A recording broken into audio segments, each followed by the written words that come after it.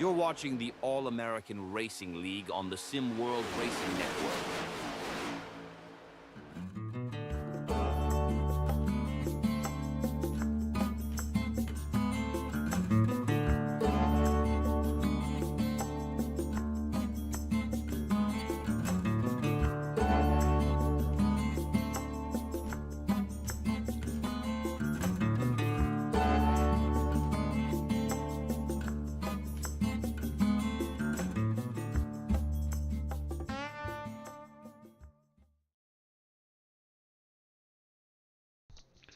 Good evening, race fans, and welcome to Avondale, Arizona, just outside of Phoenix, for race number 4 of the 2025 All-American Racing League Cup Series.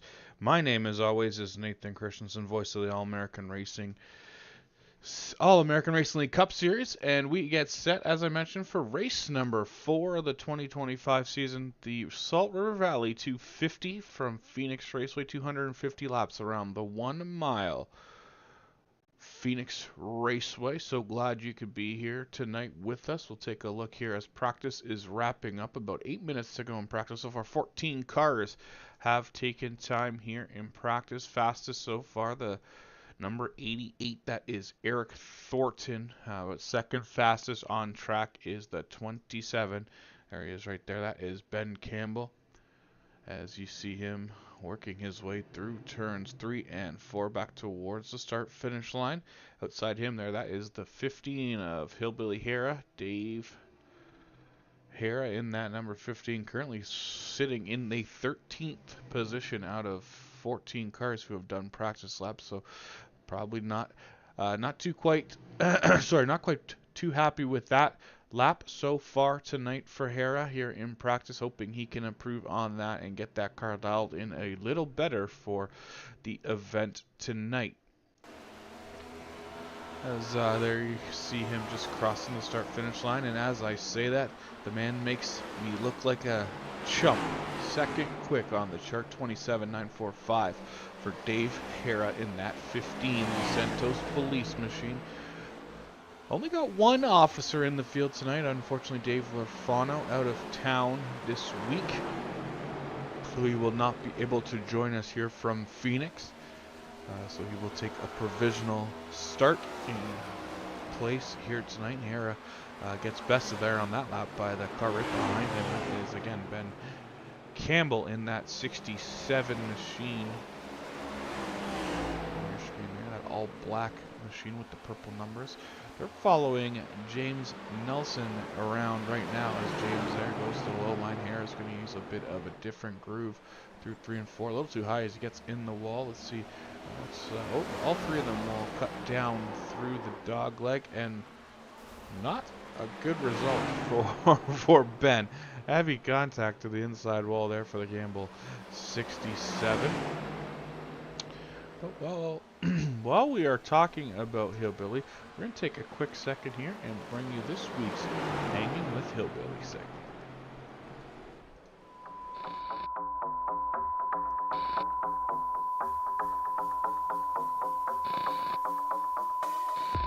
What's up, race fans? Welcome to the SimWorld Racing Network's presentation of the All-American Racing League. We are at Phoenix International Raceway. I am David Hillbilly Hera, driver of the number 15 LSPD Chevrolet for Dirty Dave's Racing. I'll take you for a couple laps here around the Phoenix Raceway, so let's go ahead and get this thing fired up. And one thing to notice tonight is that it takes a while for the tires to get warm here. Grip is lacking for the first several laps, so you're likely going to hear some tire scrubs, some tire squealing going on as I try to get these semi-flat, well, fairly flat corners here at Phoenix. We're going to bring her up to speed down the backstretch here. We head down into turn 3. As we exit turn 4, heading back to the start-finish line. We're going to try to get right on the throttle, get up against this wall. Here. Cut that dog leg just a little bit. This is the open dog leg format. You see I shifted up to 5th gear there. Now I'll get it back to 4th. Kind of hard to keep it down on the bottom there here, especially on fresh tires, cold tires. stay fourth all the way down this straightaway. We'll get it down here close to the wall, right down on that yellow line if I can. Come back to the throttle, allow the guy to restart his own. Swing her back out to the wall. Now we're going to cut deep down here across this dog leg. It's very rough down there, but you see guys go down there all night tonight. May see some accidents happening down there as well, as it is very difficult to park. It tends to bottom out and bounces through there. But here's a couple of laps around Phoenix. As you can hear the tires squealing there. A couple laps around Phoenix Raceway here, International Raceway, I guess it is. But thanks for watching right here on the SimWorld Racing Network, and we'll catch you next time.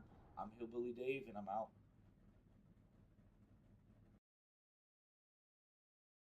Thanks for that, Hillbilly. That was a lap or two around the Phoenix Raceway with Hillbilly Hara in a segment we call Hanging with Hillbilly here from Phoenix. Still sitting third on the charts so far in practices. That 15 car, couple cars, other cars out on track. You take a look at the Bat to the Bone Gravedigger number 4 of Chris Essery out of Bakersfield, California. Looking to pick up his first ever All-American Racing League Series win tonight, possibly here from the desert in Phoenix. Tyrone Yo, longtime All-American Racing League contender in that number 2, the Mobile 1. Number 2 Ford Mustang out there making laps here in practice at Phoenix. Just under about 3.5 minutes to go left here in practice as we continue to click time off. Ooh, Hillbilly facing the wrong way out of turn number 2 that time. So another car to keep an eye on is last year's second place finisher Greg Barnett, driver of the number 38 Night Owl So's Camaro. He will be looking also to pick up his first possible All-American Racing League Cup Series win tonight in that number 38 out of Lyman, South Carolina is Greg, Double G, as he can see him work down into turns 1 and 2 at the far end of the Phoenix Raceway.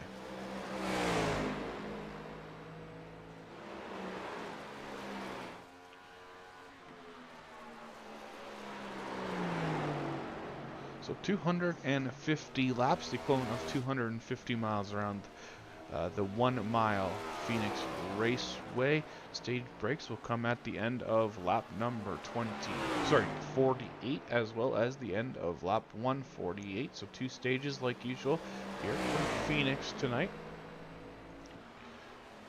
as we are just working through the final minutes of practice.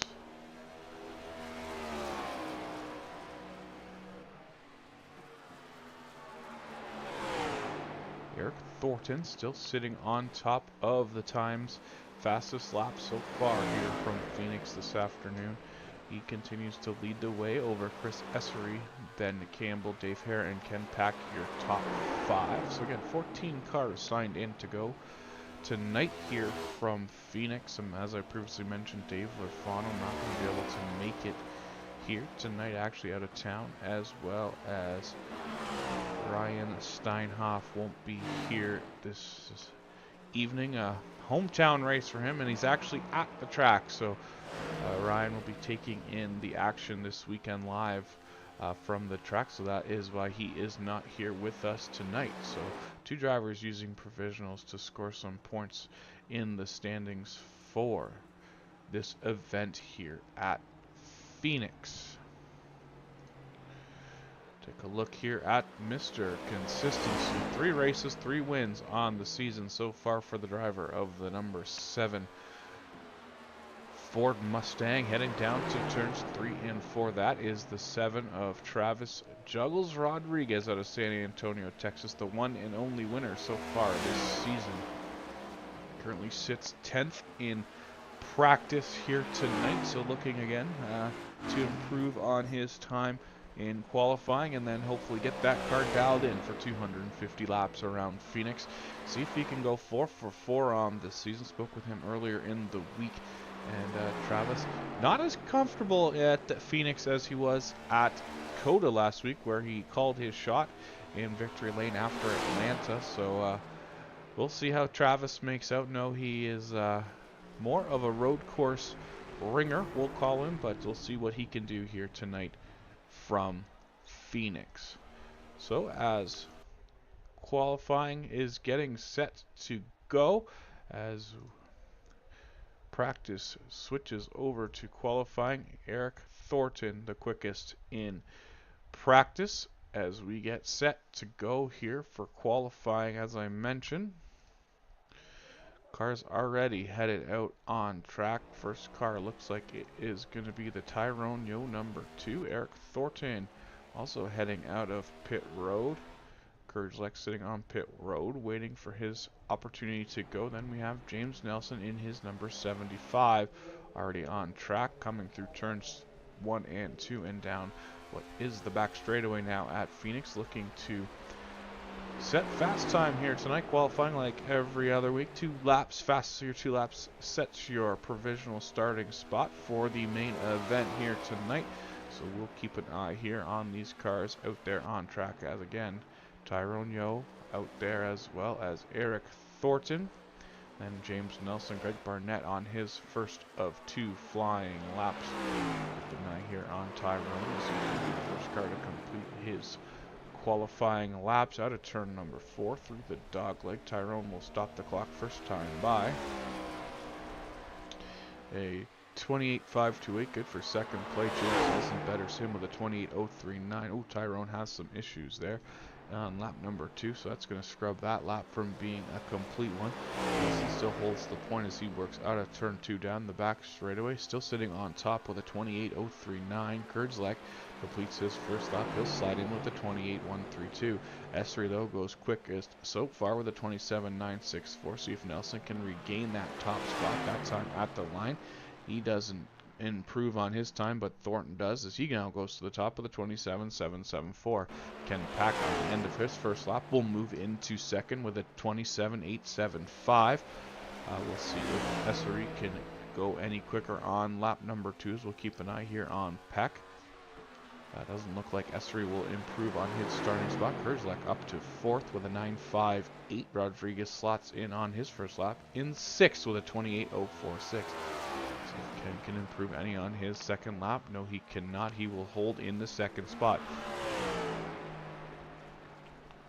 So Johnny May also out on track, completing his second lap in the number 69. Cheetos flaming hot for Mustang through the dog leg. Second time, no better than the first, but he sits 8th with a 28.395. Chad Snyder driving that Rebellion Graphics number 26 Toyota. He is headed down the back straightaway into 3 and 4 to complete his first of 2 laps here tonight. See where he can slot in on lap number 1. Down across the line for Snyder. He will jump up into... No time for Snyder, so must have had a bit of an issue there on lap 1. See if he can set a time here on lap number 2. Down the back straightaway, keeps it out of the back straightaway fence and down through 3 and 4. See if he can set himself a time. This time out of 4 is the 26 of Snyder. So he does set a time. He 28.054, right in front of Dave Hare, who sits in 10th with 28.136. Campbell quickly up to the top 3 as he sits 3rd after his first lap. See if he can better his time here on lap 2. He had a 9.49 first time around. Down across the knot, improves, but not enough to improve on the charts. He goes to a 9.39, so still sitting in 3rd. Looks like this driver, Sean Horlander, had some issues on his first lap as he got up into the wall down in turn number 3, so he will wash that one off and he will go again and try on his second lap.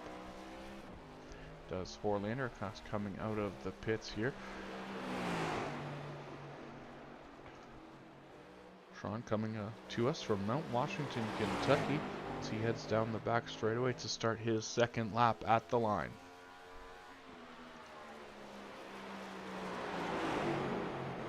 Just under 30 seconds to go here in qualifying, so see if he can make it back around to set a time. He'll go hard left off the track through the apron and the tri-oval, or the dog leg, I apologize, down to turn 3 and 4. The silver and black number 9 machine works his way around the bottom line through 3 and 4 as he now gets back up to speed down the back straightaway. See if he can make it back around. Only 5 seconds to get the lap done. Not sure if he's going to make it or not. I don't think this one's going to count, unfortunately, for Horlander, as time runs out before he gets back to the starting line. So it looks like pole sitter will be the 88 of Eric Thornton tonight, as the field will form up on pit lane as we will get set to go here for the main event from the Phoenix Raceway, 250 laps. Salt at the Salt River Valley 250 from Phoenix, race 4 of the 2025 season, as we are getting the cars gridded, and we will be right back with the starting lineup for this evening's race.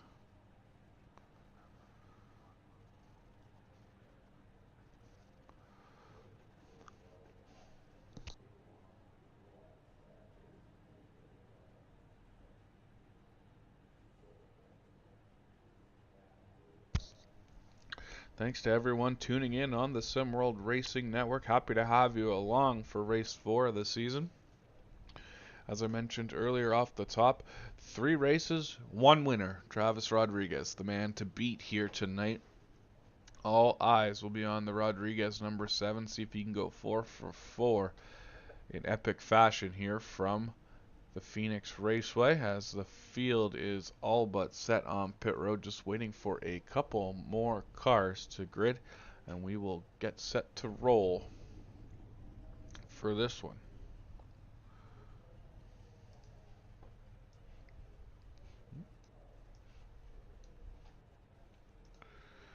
So it looks like all cars have now gridded, as we will take a look from the turn 1 cam as the field should shortly roll out onto what is the end of the dog leg down towards turn number 1. As we see that, the green,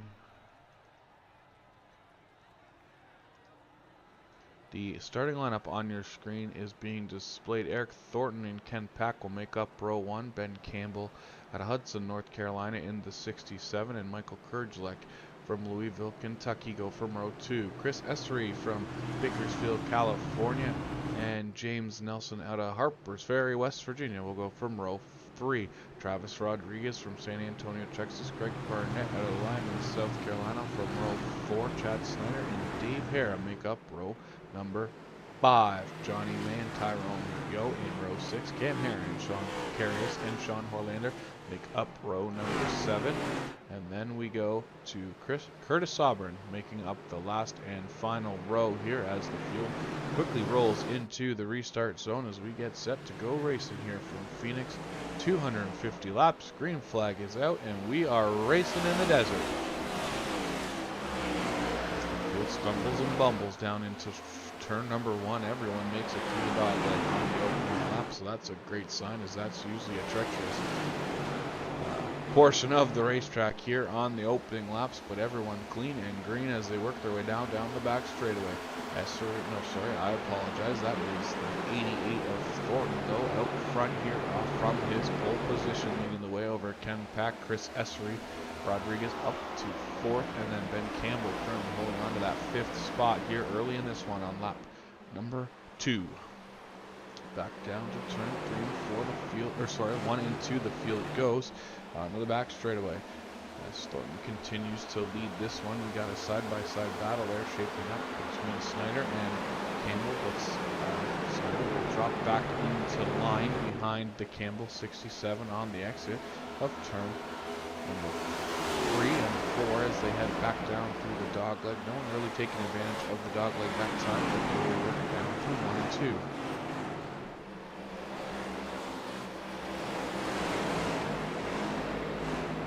Thornton continues to lead the way over Pack, Essery, and Rodriguez here a little further back. We'll keep our eye on the field. Great side-by-side battle as Johnny May looks to have some company in the form of Cam Harris in that mobile 127. They go right down across the dogleg, gets a good run out of there, but Harris is going to go to his outside for turn 3 and 4, or sorry, 1 and 2.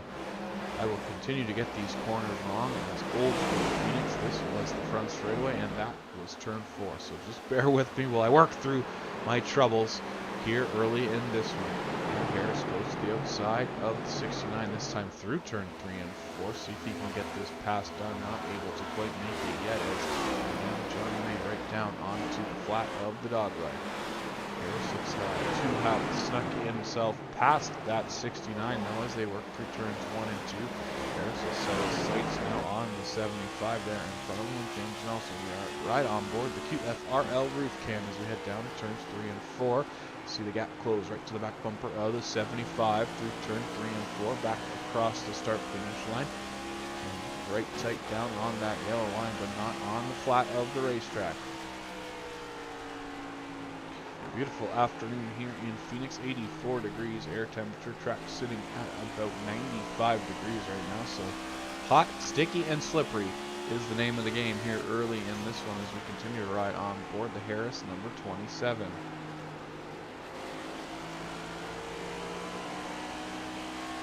A lot of tire conservation going on early here in this one as you don't want to wear those tires out too quick, got a long way to go. I believe 5, 6 extra sets of tires in the pits for these guys out there tonight, so lots of spares here for this one.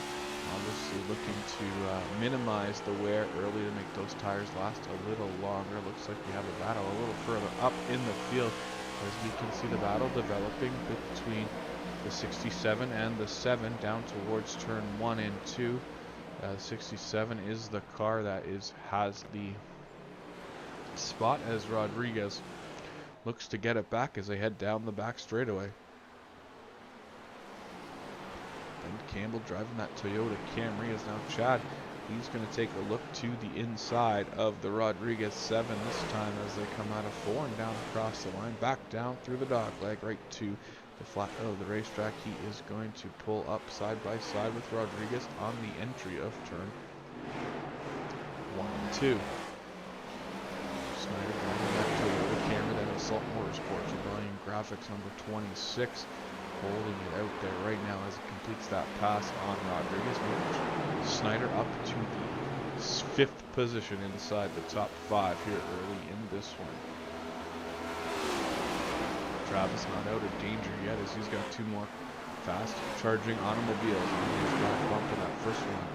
On the inside there with the 41 butt kick of Moser Motorsports out of Louisville, Kentucky, driving that number 41 as he looks to make the same move on Travis down into turn 3 and 4 as we are looking to complete already 10 laps in here this afternoon from Phoenix. Up front continues to be Eric Thornton leading the way over Ken Pack and Chris Essery, and then Ben Campbell and Chad Snyder holding on to that 5th spot.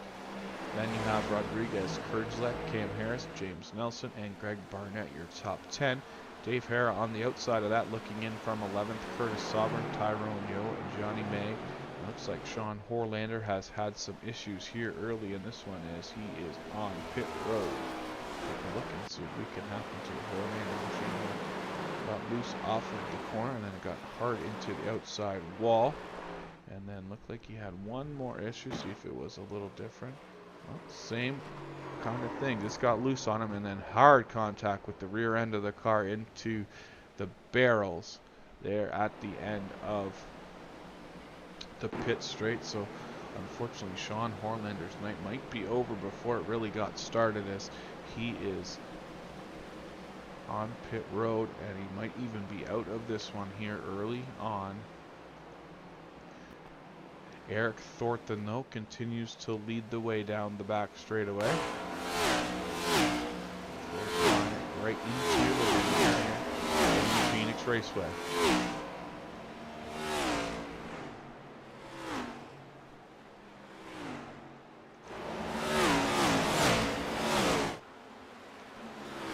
One guy we want to give a quick shout out to is the number 1 car. That was Curtis Sovereign in that one machine. the beamoose.org number 1. Curtis, a couple weeks ago, you remember he missed the race at Atlanta, and that was due to an injury. He actually has fractured his right ankle, I believe, so he is driving left-footed with one foot here this week, and see if he can keep it on track for all 250 laps, and see how he can make out with that. Oh, as I say that though, up into the wall for Curtis, so announcer's curse strikes early and often here in this one tonight, so keep an eye on Curtis here as this race develops, see if he can make it to the end on one foot for that number 1 car. Just up in front of them, a couple of battles developing, and you can see the Nelson 75 and the Hera 15 going at it as they head down to turn number 1. Hera got the outside groove, and Nelson down on the bottom this time. Turns 1 and 2 and back down the back straightaway. Now Hera will get a good drive down into turn 3 and 4. He'll able to clear that 75 car. He has slipped in behind the Hera 15 this time as they work back down across the stripe and through the dogleg, headed back towards turn 1, trying to chase down, make up some ground on the 27 machine. A little further up in the field, Ben Campbell continues to hold on to that 4th position there, opening a bit of a gap back to the Snyder number 26, and then back to Kurdzak, and he is looking to reel in the one car right in front of him. That is the Chris Essery number 4, the Gravedigger machine, who last week was having a good run going and then suffered some mechanical failure in the form of the VR headset dying. And that is not going to result in good things when your headset dies on you.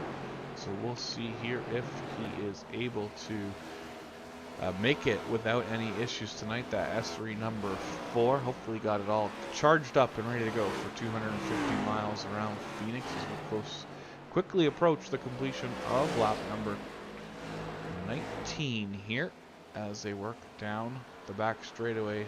Does the Eric Thornton 88 here, led all the way from the drop of the green, has the Thornton machine right now, continues to lead this one, as I mentioned, completing 19 laps that time across the line.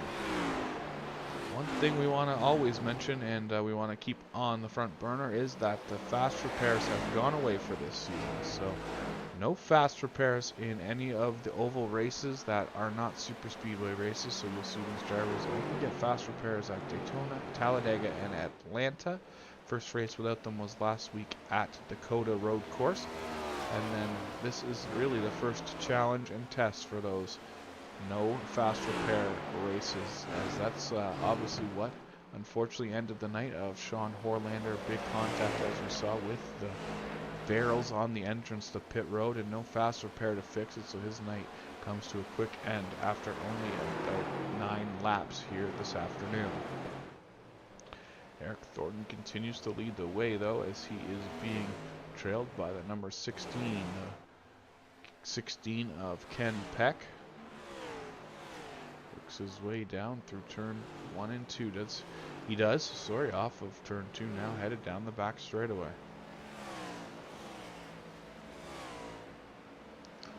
You can see the gap back to the S3 number 4, just behind the Pack 16 as they work their way back down across the start-finish line this time. We're sitting comfortably in that 3rd spot here, about halfway through the opening stage of this one. Again, looking for the completion of lap number 48, where we'll see the green and white checker displayed to end stage 1 here in Phoenix. One spot further back continues to run that Toyota Camry. That is the 67, as previously mentioned, of Ben Campbell out of Hudson, North Carolina. Works his way through the dog leg and down towards turn number 1 and 2.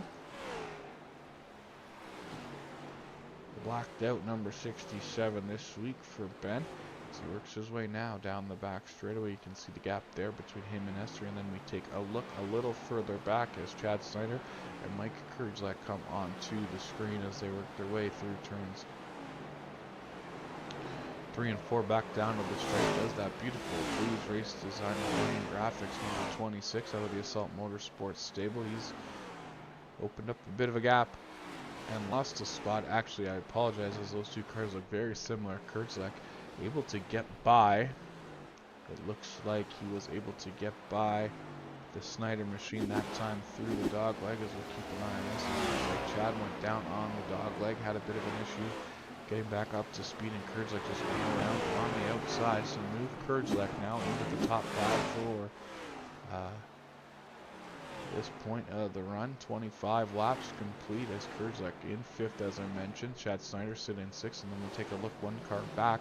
That is the 38 of Greg Barnett, as I mentioned earlier.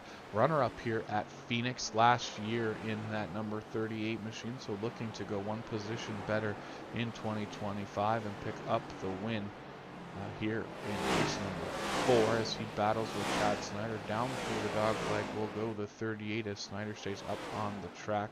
Not able to get clear of him yet, but put him even side by side as they head through turns 3 and 4. Barnett rolls the bottom, slides up in front of the 26 of Snyder on the exit of turn 2, and down the back straightaway they both go. So now move Snyder back 1 more spot to 7th, and he will have the 27 now of Cam Harris out of San Antonio, Texas, chasing him down. Harris driving that Mobile 1 number 27 Toyota. Looks like he has had a bit of a scrub of the wall, as the front of that one looks a little worse for wear there with some scratches and scrapes, but still headed in the right direction.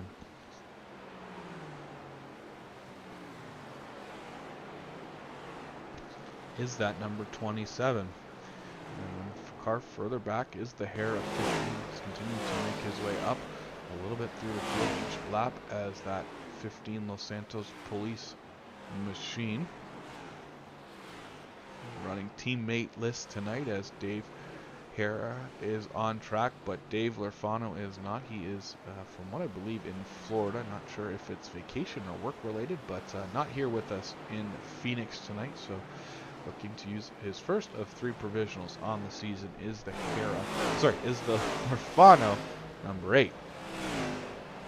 Right behind Lerfano in that QFRL AutoServe Ford Mustang out of Harpers Ferry, West Virginia. That is James Nelson looking to move forward here in the late part of, as we get to the end, towards the end of stage number 1. Currently running just in 10th place is Nelson, so looking to move forward. He's got some work to do here in this one still to get a good finish here from Phoenix. Look one car back, that is the Americana Automotive number 7. That is 3-time winner on the season, Travis Rodriguez. A little bit behind the 8 ball here as he's currently running in 11. Looks like he is fighting that car tooth and nail to get it around this place, as he has company though on the inside there. Looks like Curtis Sobran is trying to make a move around that 7 car as they head down to turn 3 and 4. Sobran right there on the back bumper, this time out of 4, and back across the stripe they go. Ooh, Sobran has some issues as Sobran spins out down to the infield. Doesn't hit anything, so fortunately for him, that will keep him out of the fence, but that will bring out our first caution of the afternoon for a spin involving the 1 car, as you saw that right develop live. But we can take another look here to see what happened to that number 1. Just as he heads out of turn 4, just as he got to the start-finish line, lost the rear end of that one, slides it down across the dog leg, misses the end of the pit wall, and keeps it out of the inside wall. He is able to continue, but caution flag is out here in this one, and that should bring the opening of pit road here. Some cars take the entry and some cars will go right by, so it looks like Eric Thornton, Chris Essery, Greg Barnett, Dave Hera, and Tyrone Yo, and then obviously Curtis Sobran will all bring their cars down to the attention of their pit crew. Staying out on track is the 16 of Ken Peck, 67 of Ben Campbell, Chris Essery, Mike Kurtzlek. Oh, sorry. Let's let this reset before I try to do this. So Pat Campbell, Kurtzlek, Snyder, Harris, James Nelson, and Travis Rodriguez all stay out. Everyone else headed down pit road for potentially some fresh tires and a full tank of Goodyear fuel. Looks like a couple of quicker stops, so a couple of possibly 2 tire or no tire stops, and then a handful of drivers sitting on there on pit road, enough to get a full tank of fuel and a full fresh set of Goodyear racing tires here. So again, under caution for the first time here this afternoon for an issue involving the one car. Curtis Sovereign is there. You can see him spinning out, coming across the stripe. Luckily, nothing, no contact with any walls, be it the pit wall or the inside track wall, able to roll away and get that car headed back in the right direction. But we'll start at the end of the restart order now. I have to go to the back after that caution and his trip down pit road. He's just catching, you can see him catch up to the field. Up front, though, will be Ken Pack at the lead. Looks like we're going to go back racing here, though, as the lights are out on the iRacing pace car. Down through turns 1 and 2 front row. Looks like it's going to be Peck and Campbell. Kerslake and Snyder in row 2. You got Harris and Nelson in row 3. Row 4 looks like it'll be Rodriguez and Essery. Then you have looks like Thornton and Barnett. Then you have Hera and Tyrone Yo, and then Curtis Sovereign bringing up the back of this one after his misstep off of turn 4. But the pace car heads down pit road. There you can see it on the right hand side, but the field has a long way to go before they get back into the Geico restart zone, as they will head down the back straightaway.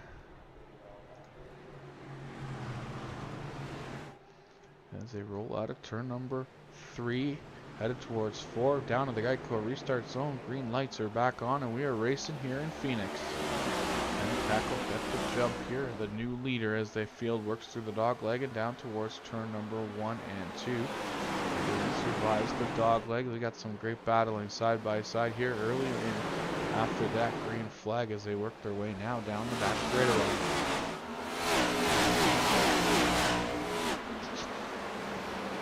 Peck, your new race leader after that restart, leads Kerslake. Harris, Campbell flashing in and out. He jumps back. He's in that 3rd spot as the field will go back through the travel, and we have trouble. Oh, big trouble for points leader and 3 race winner, the 7 of Travis Rodriguez. Hard contact with the outside wall here in this one. We'll have to take a look and see what happened as a couple cars got together and then calamity ensued. Let's take a look here at the replay. Oh, so it looks like the 26 and the 7 get together, and then Sovereign, unfortunately, nowhere to go, trying to split the difference. Gets into the back of the 7, and then Tyrone Yo, victim, wrong place, wrong time. He gets in the middle of that one, and we'll take one more look at that incident here. As you can see, Tyrone Yo will follow him through, just nowhere to go as those cars come sliding up across the track, and big trouble for 3 of the cars in the field, all with mechanical black flags and no fast repairs to fix them. Tyrone Yo, Travis Rodriguez, Curtis Sovereign, all on pit road under caution here for this one. Take one more look and see if we can see another view of this. Looks like Snyder might have got a little bit loose there off of turn 4 and just got down into the side of the 7 car, and then obviously everything kind of unfolded after that. One more look here, you can see a little bit of looseness on the 26 right there. Just not enough room between him and the 7 and the 1 car, unfortunately. We'll try to split the gap, like I mentioned, between the 26 and the 7, but nowhere to go for either the 1 car or the 2 car in that one. So a lot of tore up sheet metal. A lot of cars sitting on pit road with the mechanical black flag, meaning they'll probably end up going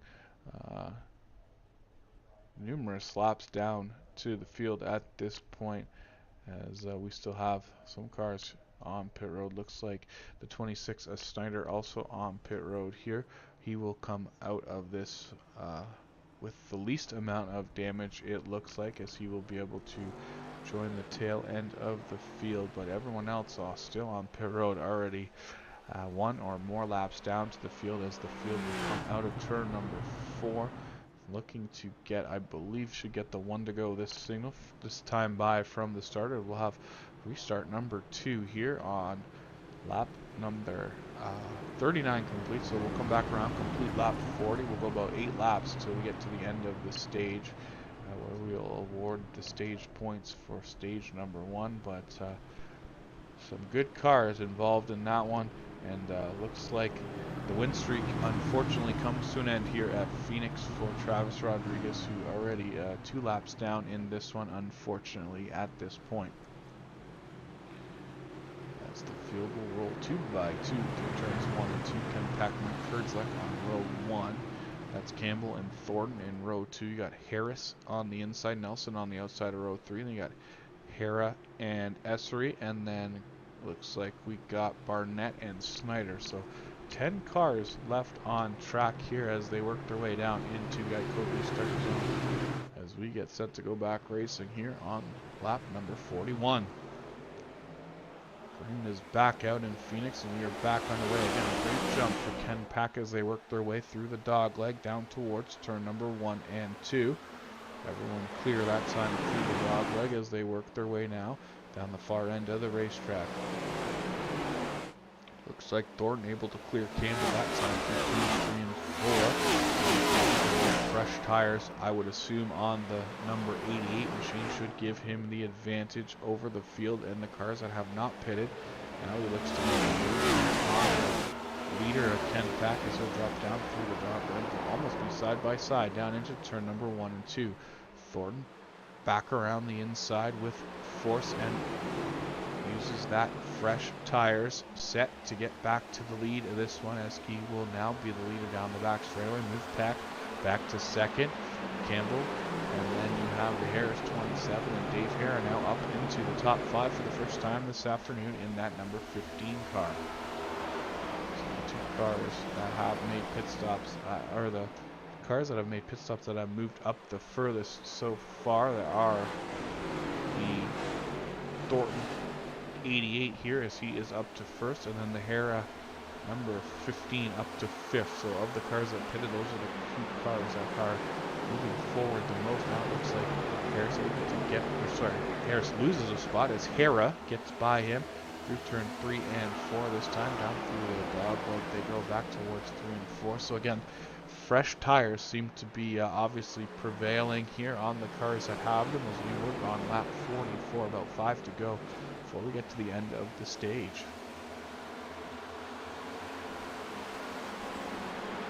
So it looks like Curtis Sobrin has been able to get back on track possibly. Looks like we might have also had an incident between 2 cars, but no caution was displayed. Let's see this here.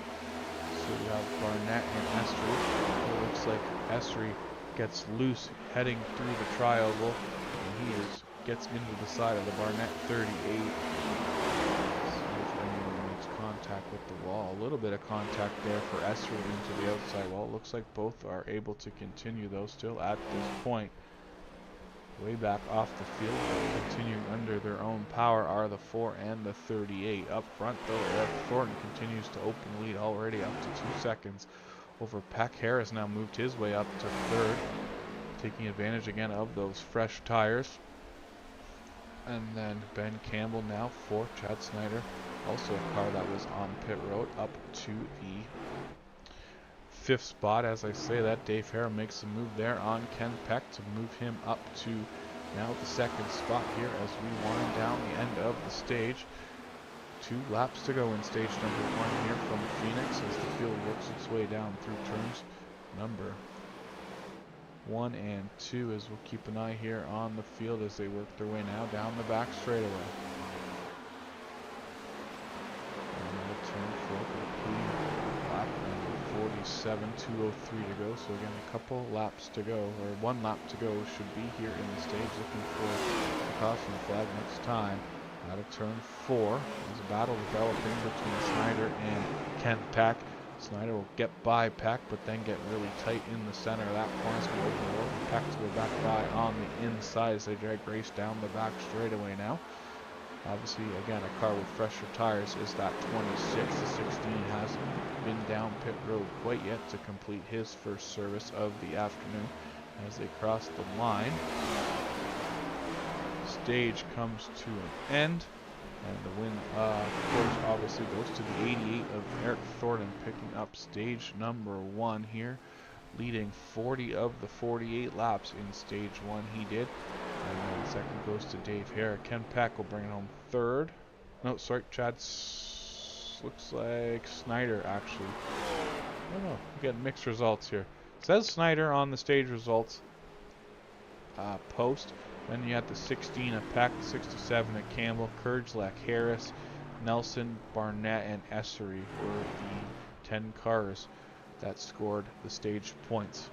As the field will roll back around to pit road, we're going to step away for a quick second and watch and let pit stops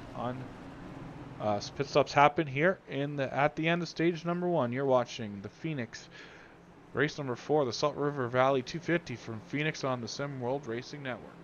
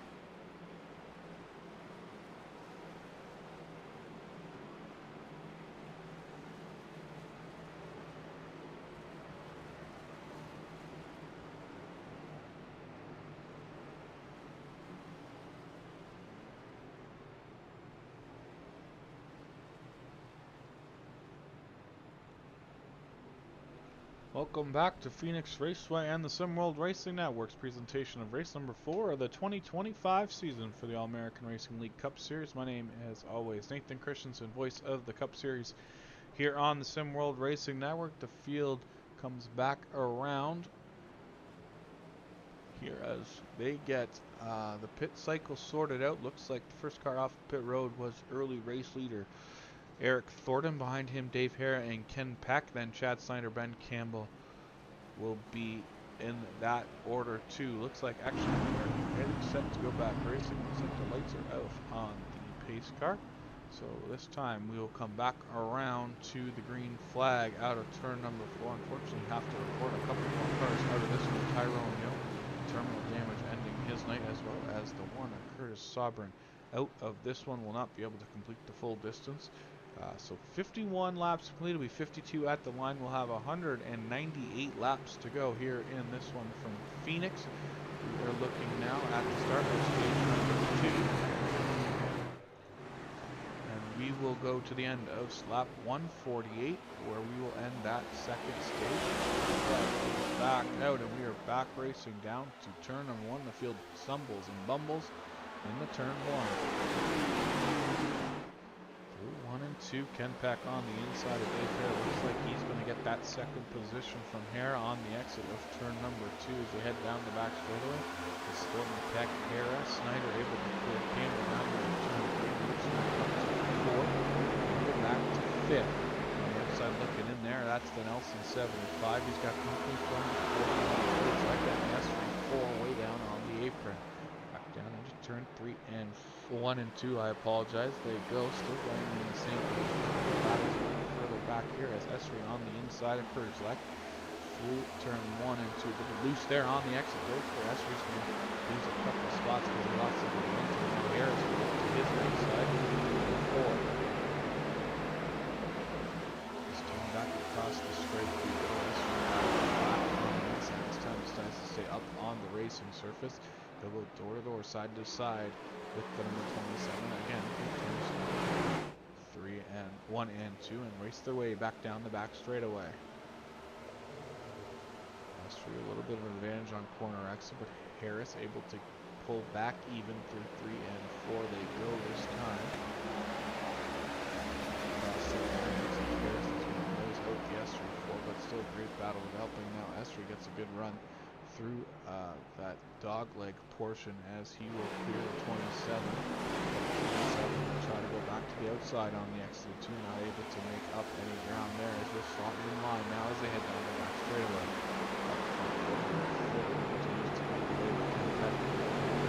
As they work back off of turn 4 across the line. Harrell, Snyder, and Campbell, the top 5.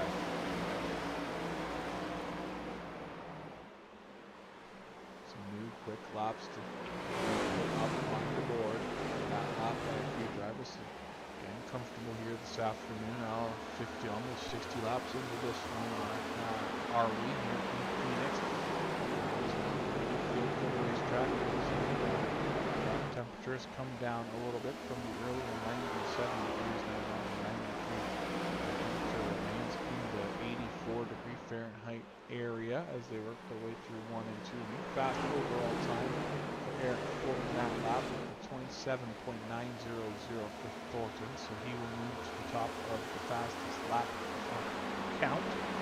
As I mentioned on the previous broadcast, 1 point awarded to the fastest car of the race, or the driver with the fastest lap of the race in every race this season. So far here in this one, looks like it's going to be Eric Thornton at 79.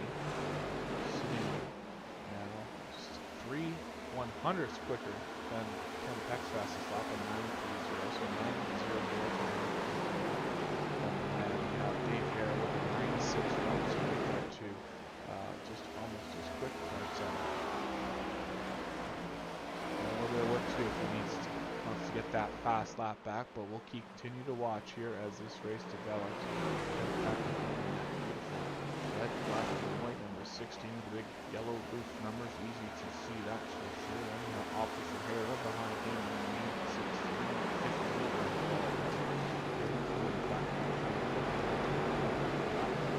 60 laps complete, 190 to go that time at the line as the top 3 pull away a little bit from Campbell in the 67, who's got company in the form of the 26 and 75 there. They look to battle for that 5th and 6th spot. Do Nelson and Snyder this time out of turn number 2. They slot in line behind each other and head towards turn 4.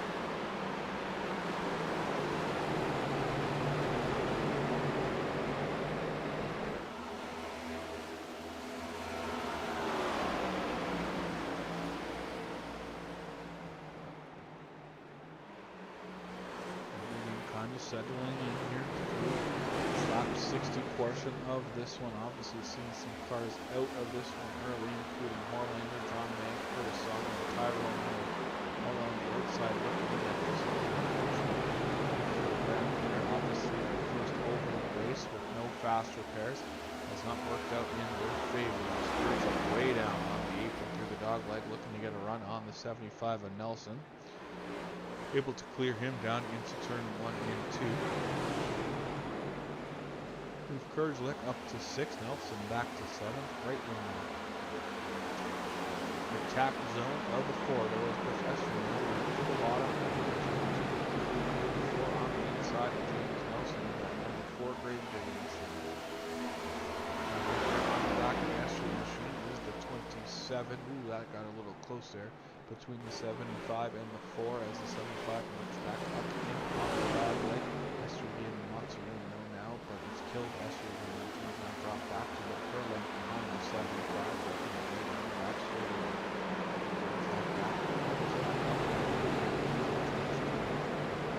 Higher line runs the Esther, costs him a little bit as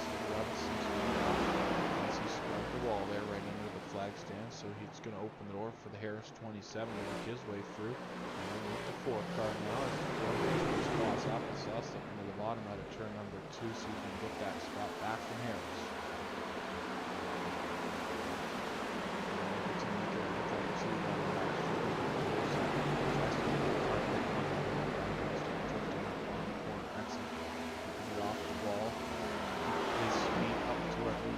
Harris will drop down on the dog leg to get a good run down into turn 1. It's going to open up about 2 car length. Up front though, we continue to watch the Ford open up the gap slowly. 17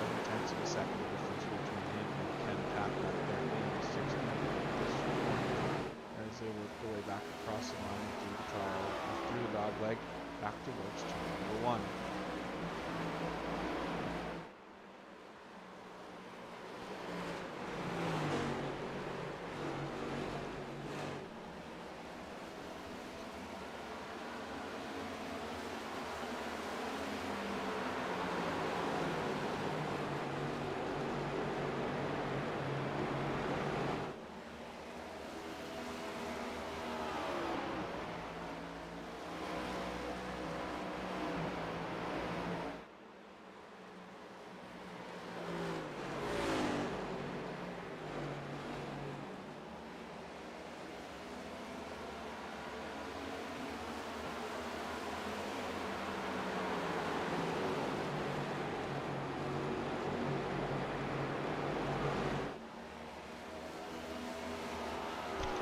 Thanks to everyone tuned in on the Sim World Racing Network. Happy to have you along here for race 4 of the 2025 season as Eric Thornton continues to lead the way here over Ken Peck. Dave Hara falling back a little bit, just over 2 seconds off the leader at this point with company coming. That is the form of 67 with Ben Campbell as they work their way down to turn 3. And for this time, Hara has a gap of about 4 or 5 car lengths back to the 67 as Hara will go down on the dog leg and Campbell is still up on the track. That is 3rd and 4th on the speedway. Right now running in 5th position. That's the 26 Rebellion graphics machine. Chad Snyder.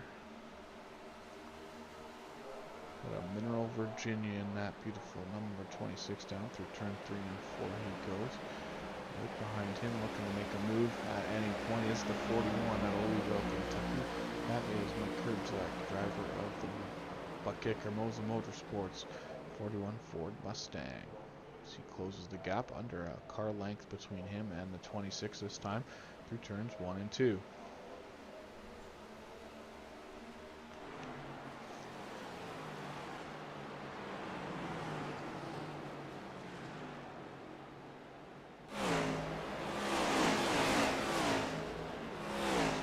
Will drop it down on the trial. We'll see the car bounce off the ground there as he will look to be inside of Snyder down into turn 1 and 2. Uses that bottom groove, the shorter way around. Snyder holding on the outside, but now Kurzak able to clear him as they come off of turn number 2. And will go to the bottom in 3 and 4. He'll bring Snyder down there with him as they work their way back down across the stripe. Snyder will try to even deeper through the dog leg than the 41, but it's going to cost him. He's going to potentially lose 2 spots and get out of trouble as Harris gets into the back of the Nelson 75. Caution is out on this one. Both cars able to continue to roll away, but saw that develop right on the screen. Looked like maybe Harris came up a little higher and got into the back of the 75. Maybe thought he was clear. We'll take a look at the replay of that one though here.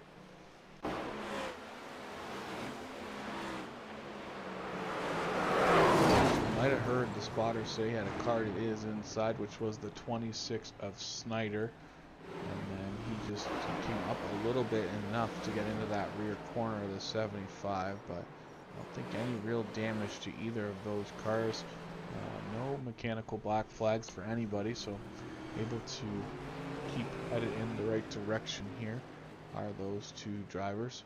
And looks like they'll have to bring their cars down to the attention of their picker. Obviously some right front damage on both the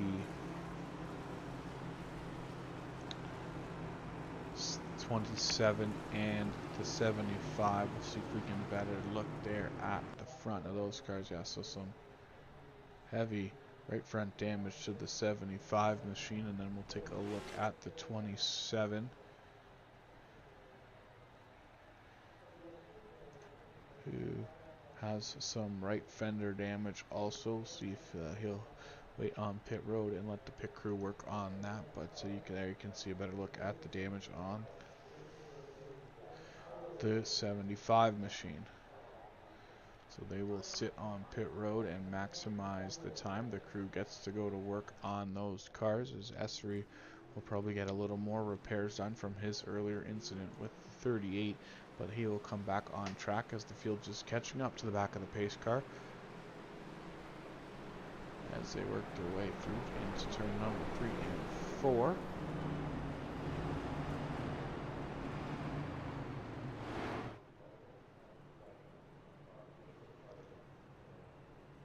As they head down to the start-finish line. 1 to go signal given that time at the line as inside away to Eric Thornton. Inside him will be Ken Pack in the 16.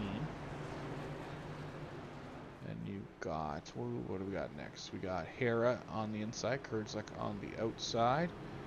Row 3 should be Campbell and Snyder from what the scoring monitor tells me. There they are. And then the 38 of Gred Barnett bringing up the tail of this one. A couple cars still on pit road. Looks like getting some repairs done. The Esther machine, the Nelson machine, and the Cam Harris machine. See if any of them are able to clear exit pit road and get back on the track before the field comes back around to the green flag. Looks like Esther back on track. Also Cam Harris getting back out on track, but the 75 looks to be sitting on pit road. Still getting some repairs done. The field will work its way into the Geico restart zone. Green flag in the air. We are back racing here at Phoenix. Lap 76 complete. 174 to the end of this one. So races down into turn number 1. So Hera using that inside line is going to get the better of Ken Peck on this restart. A little bit of a role reversal from the last restart where Peck was on the inside in third and was able to sneak by Hera. Now Hera will go back to second. We'll see if he is got anything for race leader in that UFRL roof cam on board the LSPD number 15 as they work their way into turn 1 and 2.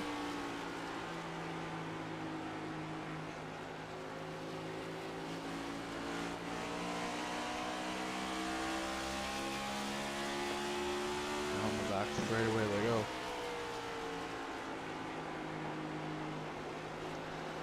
69 laps led on the afternoon, make it 70 for the 88 of Thornton. Only other driver to lead a lap is that number 16 of Ken Peck here in this one. So they work their way now out of turn number 2 and back down. Back straight away, put them on board the Gamer Tube Elite spoiler cam, looking back at Officer Hillbilly, Ken Peck, and then Ben Campbell back there in the 67, and the 5th place driver, Michael Kurdzak, at the tail end of that shot. A little glimpse of Chad Snyder also in that 26.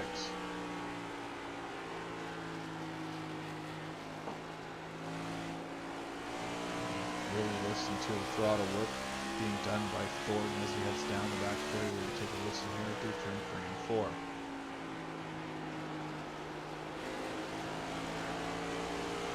And on off throttle time until he gets to that apex of the turn, gets back on the gas, and we'll take another quick listen down through 1 and 2.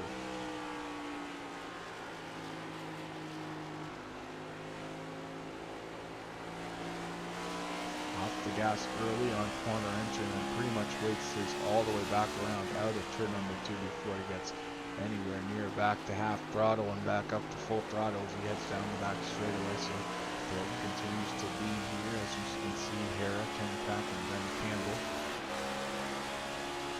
running in between them, and then we take a step back and one more further to Kurdzak, who's sitting a little bit off the back bumper of Campbell, probably about a second behind the 67 as he works his way off of turn number 4.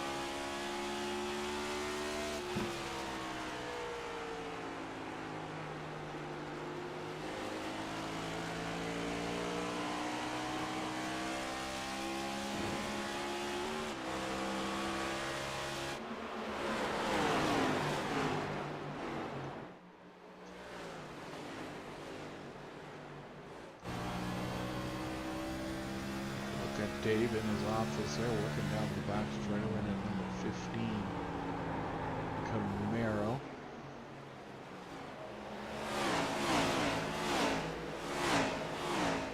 Everyone taking full advantage of the dog leg as they work their way back through turns 1 and 2. Continues to be Thornton, Hera, and then Ken Peck in 3rd place in that Fit RX number 16.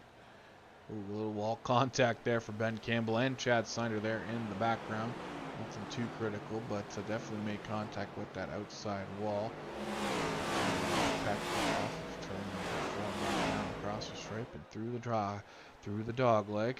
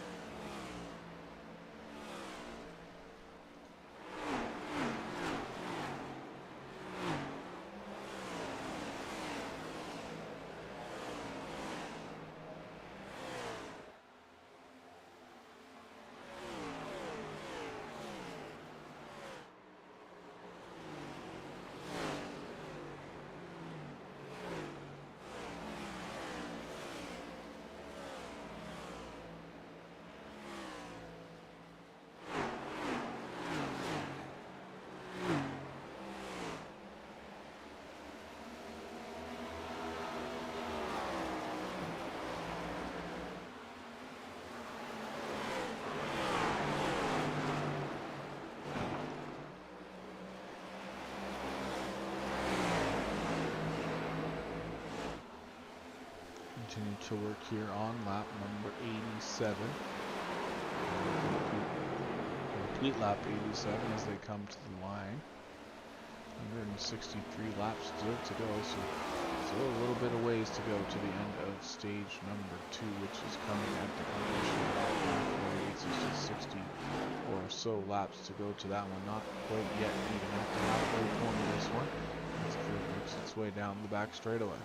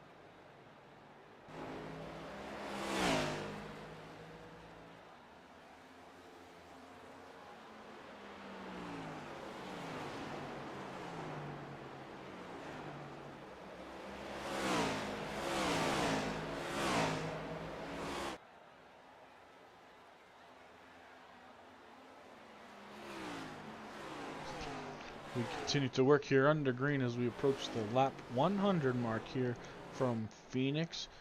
The 250 scheduled distance, Eric Thornton continues to dominate this one.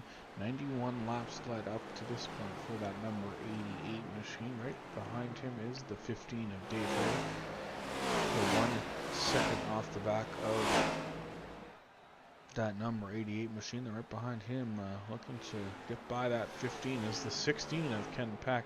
Currently running in third position, Ken out of rear. South Carolina driving that 16 Chevrolet Camaro. And then a little bit further back to the flashing, blinking number 67, Ben Campbell at Hudson, North Carolina, looking to close a little bit on these cars in front of him.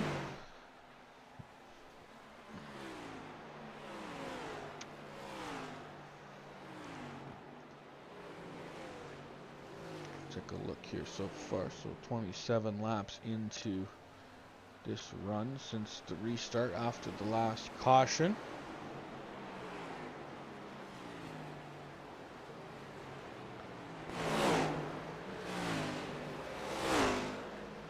right behind Ben Campbell into 5th right now. That's the 41 of Kurdzlek there, heading down to turn 1 and 2 is that 41 machine.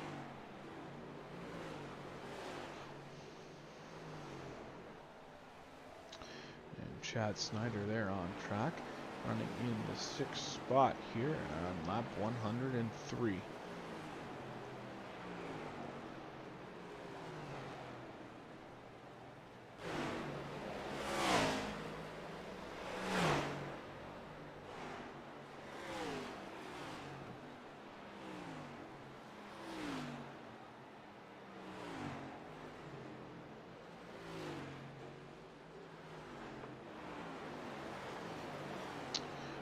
Chad continues to run the 4 car, the Gravedigger Essery machine, as he heads down again through turns 3 and 4 end of the speedway here.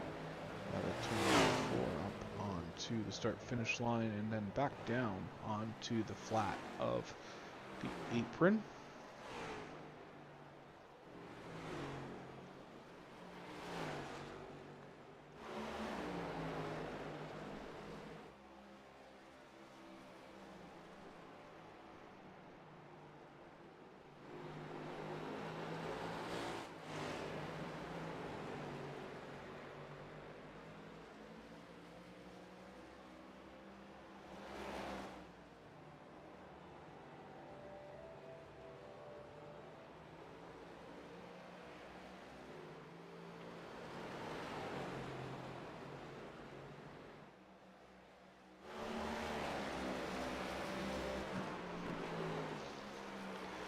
Front though, Eric Thornton continues to lead the way there by just about, let's see here, about 1 second still the difference between him and Dave Harris. So continuing to keep that gap right around the 1 second mark is the 15 car of Hera back up to the 88 of Thornton here as we come around to complete lap 107 that time at the line.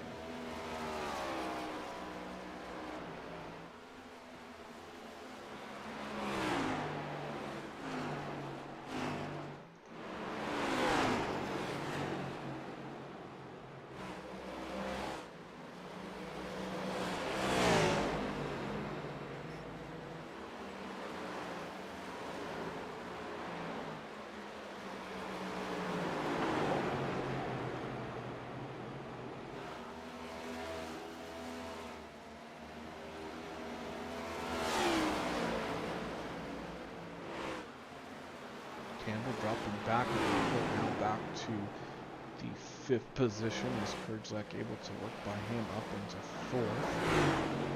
Right around the top, a little contact with the wall there as the lap car of James Nelson will sweep by on the inside, unfortunately. At this point, after being involved in that last caution, Nelson sits 14 laps off the pace here on lap 110. So not the afternoon Nelson hoped for here from Phoenix. He will finish this one out already, like I mentioned, 14 laps off the pace, but Gonna finish in front of everyone else who did not finish the race, as he was able to continue in this one. As the cars out of this one early: Tyrone Rowe, Travis Rodriguez, Curtis Sovereign, Johnny May, and Sean Horland are all taking unfortunate DNFs here this afternoon from Phoenix. But the guy who has not taken DNF will be that number 88 car, as he continues to open up a bit of a gap, up to 1.3 seconds in front of the hair of 15 here. He's going to run a complete lap 111 of the scheduled 250 this afternoon. There it is right there as he crosses the line. Heads Dave Dog legging down to turn 1 and 2.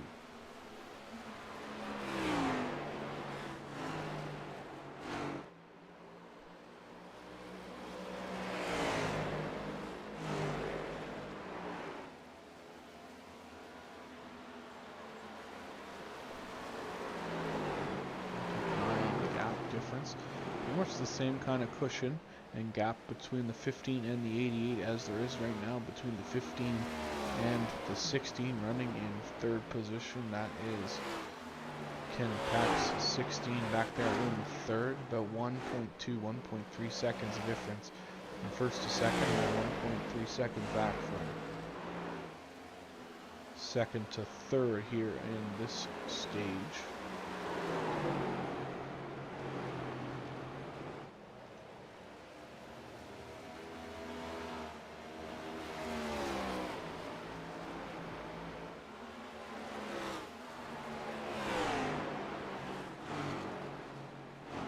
So as we click clocks off here in stage number 2, towards the back half of the second stage, is looking to complete it on the lap at the end of lap 148 here for Phoenix. So getting closer and closer each lap as we also get closer to the halfway point here from this one.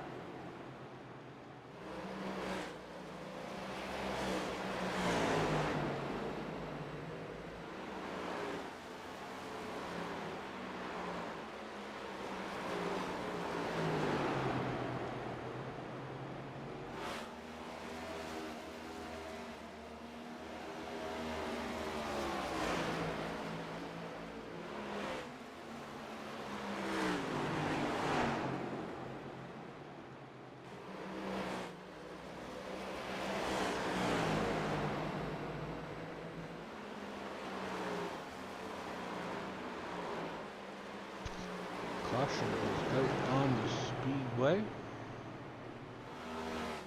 Looks like Ben Campbell had an issue to bring out the caution. Slides back up across the track, and that will bring out a caution. So just got loose on the inside of turns 1 and 2, right down there, almost on the apron. So Upple to avoid getting collected by anyone else, and caution will come out here on lap number 119 I believe that is the 5th caution of the afternoon, and that will bring most of these, if not everyone, down to the attention of their pit crew. Except for Chad, who stays out on track. So Chad Snyder, only driver to not come down pit road. Everyone else, though, to the attention of their pit crew, including Thornton, Hera, Pack, Kurgelek, Essery, Campbell, Barnett, all on pit road, looking to get some fresh tires and a full tank of gasoline. And you can see the right side go in the air on both the 88 and the 16. Now the left sides go up. Yep, there they are. Left side's up in the air. Drop the jack, drop the hammer, and just barely win the race off pit road does the 88. So Hera will follow him back onto the racetrack. And then Ken Pack, Mike Kurzelek will come off behind them. And then Chris Essery, next car out of pit road. Looks like it's going to be Cam Harris. I think Cam will be the recipient of the lucky dog, as he had lost a lap there in that last run. So Cam Harris will bring that car down to pit road this time, as he will be the lucky dog and get some fresh tires and fuel in that number 27 Mobile 1 car. Remember, he was involved in the last caution, him and the Nelson 75, unfortunately, getting together. Up front, though, the car that didn't pit. Chad Snyder, driver of that number 26 Rebellion Graphics Toyota. He'll have company on the outside in the form of Eric Thornton. Dave Hare and Ken Pack will make up row 2. Then you'll have the 41 of Kurgelek and the 4 of Essery making up row number 3. Then you'll have Ben Campbell there at the back, as well as the Barnett 38. And then Cam Harris should be able to make it back around and catch up to the field here before we go back racing, possibly. But the pace car is on pit road. Chad Snyder, the control car, heading down the back straightaway as he gets close to rolling it into the Geico restart zone. We get set for our 5th restart of the afternoon, as Snyder here will roll into the restart zone right in front of us right about now, as the green flag will go in the air and the field will get back to racing here on lap 122. Drop the hammer, we are going as they go 3 wide. Making quick work of the 26. The Snyder is both here, 15 and Thornton 88. And it looks like they get together, bouncing off of each other. Now Hera hard up into the wall. That's going to bring out another caution here on the restart. Ken Peck will take full advantage of that, as he will move to the front of the pack. So Ken Peck will be the new leader. Once the caution waves, we'll see what happened between the Thornton 88 and the Hera 15 that time into turns 1 and 2. We'll take a quick replay look here. So it looks like, can't really tell 100% for sure what caused it, but 15 gets hard contact into the outside wall at the end of it, so that is not going to bode well for him. We'll take another look here. So I can't really tell. Let's go to a different view here. We're going to take another look here. So the Hera 15 right on the bottom, and the 88 just kind of comes down, not realizing how tight the 15 was to him, and that puts both of them in trouble there. You can see the 88 coming down. The 15 also looks like he is coming up a little bit, so both parties get involved there, and both get some damage sustained. Obviously Hera worse for the wear on that one, as he is going to get into the outside wall for some kind of reason here. After, you can kind of see it's almost like they bump back together, and the Harris car goes hard to the right into the wall. So doesn't look like he has a meatball flag, so the damage isn't terminal, but it definitely has to be looked at. And he will bring it to the attention of his pit crew on pit road and see if he can get most, if not all, that damage repaired.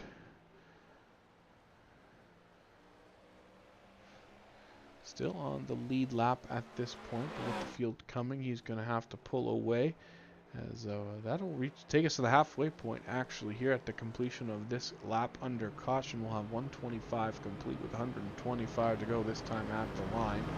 So Ken Peck inherits the lead from both Dave Hara and Eric Thornton after that incident. Looks like Snyder made the decision on this caution to come down pit road, as he was the only driver to not on the last one. So they will double up this time through the dog leg. It'll be Peck and Thornton, Kurdzlek and Barnett, Essery and the 67 of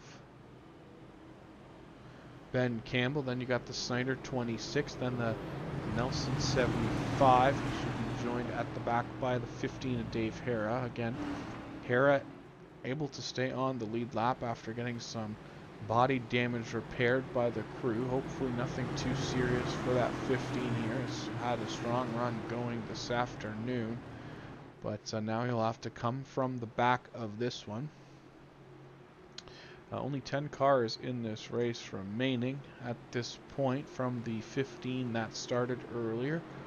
Obviously seeing the no quick repair rear its ugly head and costing 5 drivers so far an early exit from this one, as they go back to the green and back into the restart zone, down across the line. Thornton tries to get to the inside. He's going to wedge his way through past Ken Peck, and Peck will do the crisscross applesauce back off of turn 2. Let's take a look at that restart again.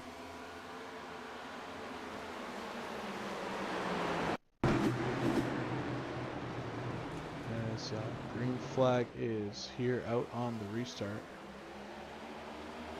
You can see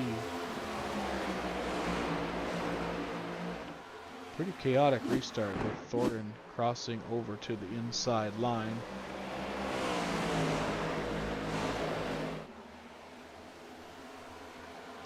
Gets a push, it looks like, from Kurdzlek there down the back straightaway. Does the Thornton 88. Almost gets into the inside wall that time, but he's able to regroup and work his way back down to the inside, down into turn 1 and 2 he goes. As Ken Peck sets sail on the field here, as he is the leader now at this point. Once he got back in front of the Thornton 88, now Kurdzlek and Thornton go door to door down the back straightaway.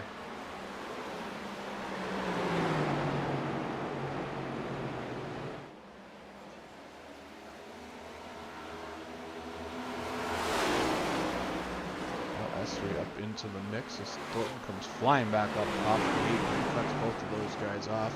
Not able to get the car slowed down enough, so he'll push way up to the outside wall. He'll still be able in front of them, but a little contact between himself and Essery that time out of turn number 2 as they work their way back down into turn 4.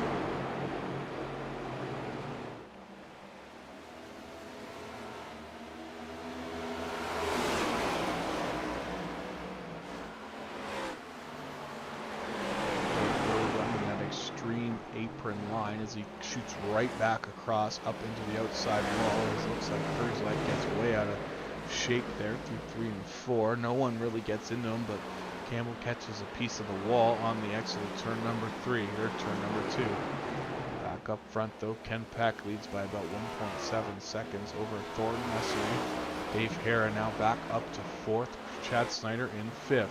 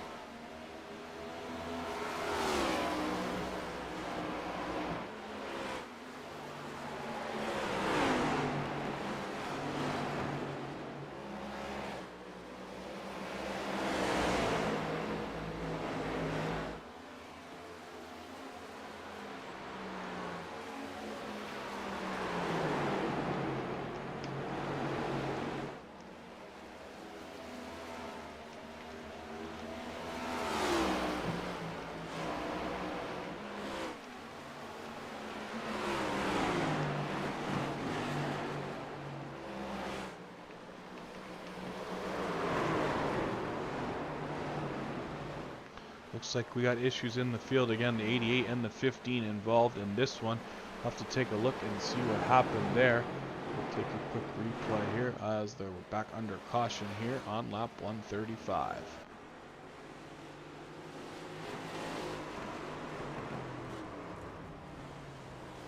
So it just looks like some contact between the 4 and the 88. Looks like the 88 again running that extreme outside line in turn 1 and 2, and then just coming back down across the track. Not exactly clear of the 4 there, as he will spin off the nose, and unfortunately Dave Hare, wrong place, wrong time on that one. He'll get himself involved in another accident here in stage number 2.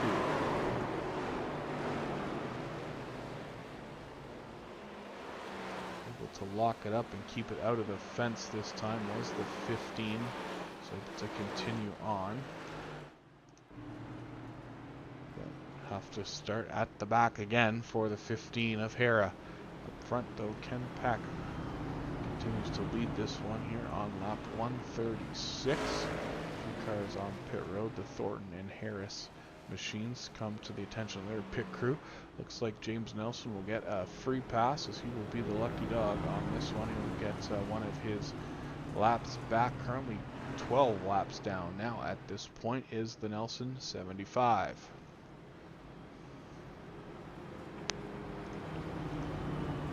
Seventh caution of the afternoon here from Phoenix. You can see the field running order there on the left-hand side of your screen. Ken Pack, Chris Essery, Chad Snyder, Ben Campbell, Greg Barnett are your top 5. Then you got Mike Kurdzilek and Dave Hare running 6th and 7th. As I mentioned, Thornton, Harris, and now Nelson, after receiving his free pass, headed onto pit road to the attention of their pit crew. This field will work its way out of turn number 4 and down to the start-finish line. Should be 1 to go this time at the line for the field. Ken Peck and Chris Essery will make up the front row. Chad Snyder, Ben Campbell, row 2.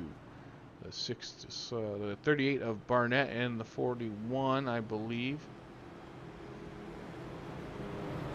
of Barnett and Kurdzilek will make up row number 3. Row 4, let's see the 15 car of Dave Hara there. A couple cars will have to do some catching up here, as there you can see the Nelson car will catch up, and then one more car, a couple more cars behind that will also catch up. Looks to be the Thornton 88, and then Harris in the 27 also will have to catch up.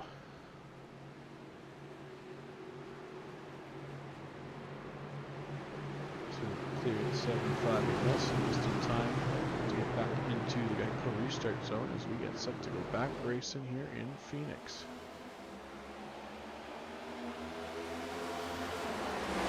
Back right down from the dog leg on the front straightaway. He will hold on to the lead after a good start.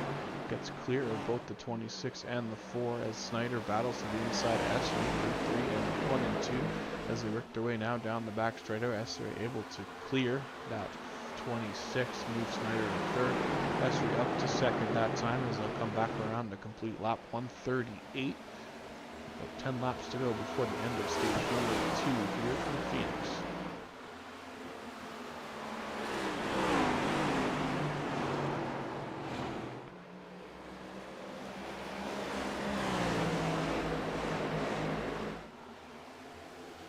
Snyder, then Campbell, then Kurdzilek in the 41, sitting in 5th behind him.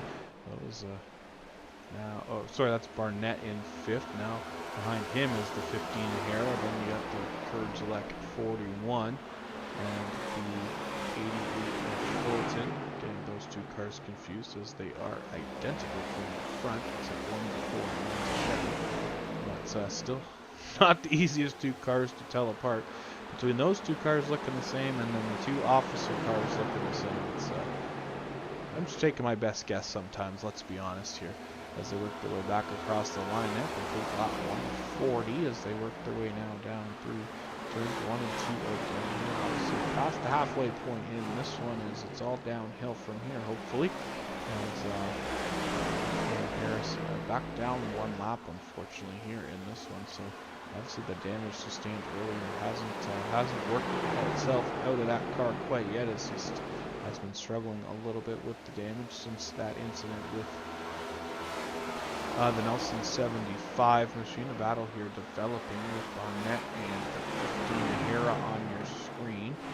Both looking to go forward, and they're right behind, or we're right behind the 67 as he has disappeared, and then still not back is the Ben Campbell 67. Oh, there he is. Was a little damage and turned on. It's a little frustrating. I imagine if you're the cars behind him, trying to get by without being able to see him. Next thing you know, you're inside of him when he pops back up, and that always ends badly for anyone that happens. So we've all been there, I think. But apparently next week in the Season 2 iRacing race, they're introducing a connectivity kind of penalty system where if you get disconnected or if you start flashing more than, I guess, an okay or a regular amount, you'll find yourself being parked on pit road until you're able to get your connectivity issues sorted out. So excited to see how that works. Hopefully it doesn't affect anyone too much in our races. Obviously, with drivers from all across the U.S. and in different areas of the country and different area or different internet providers and whatnot.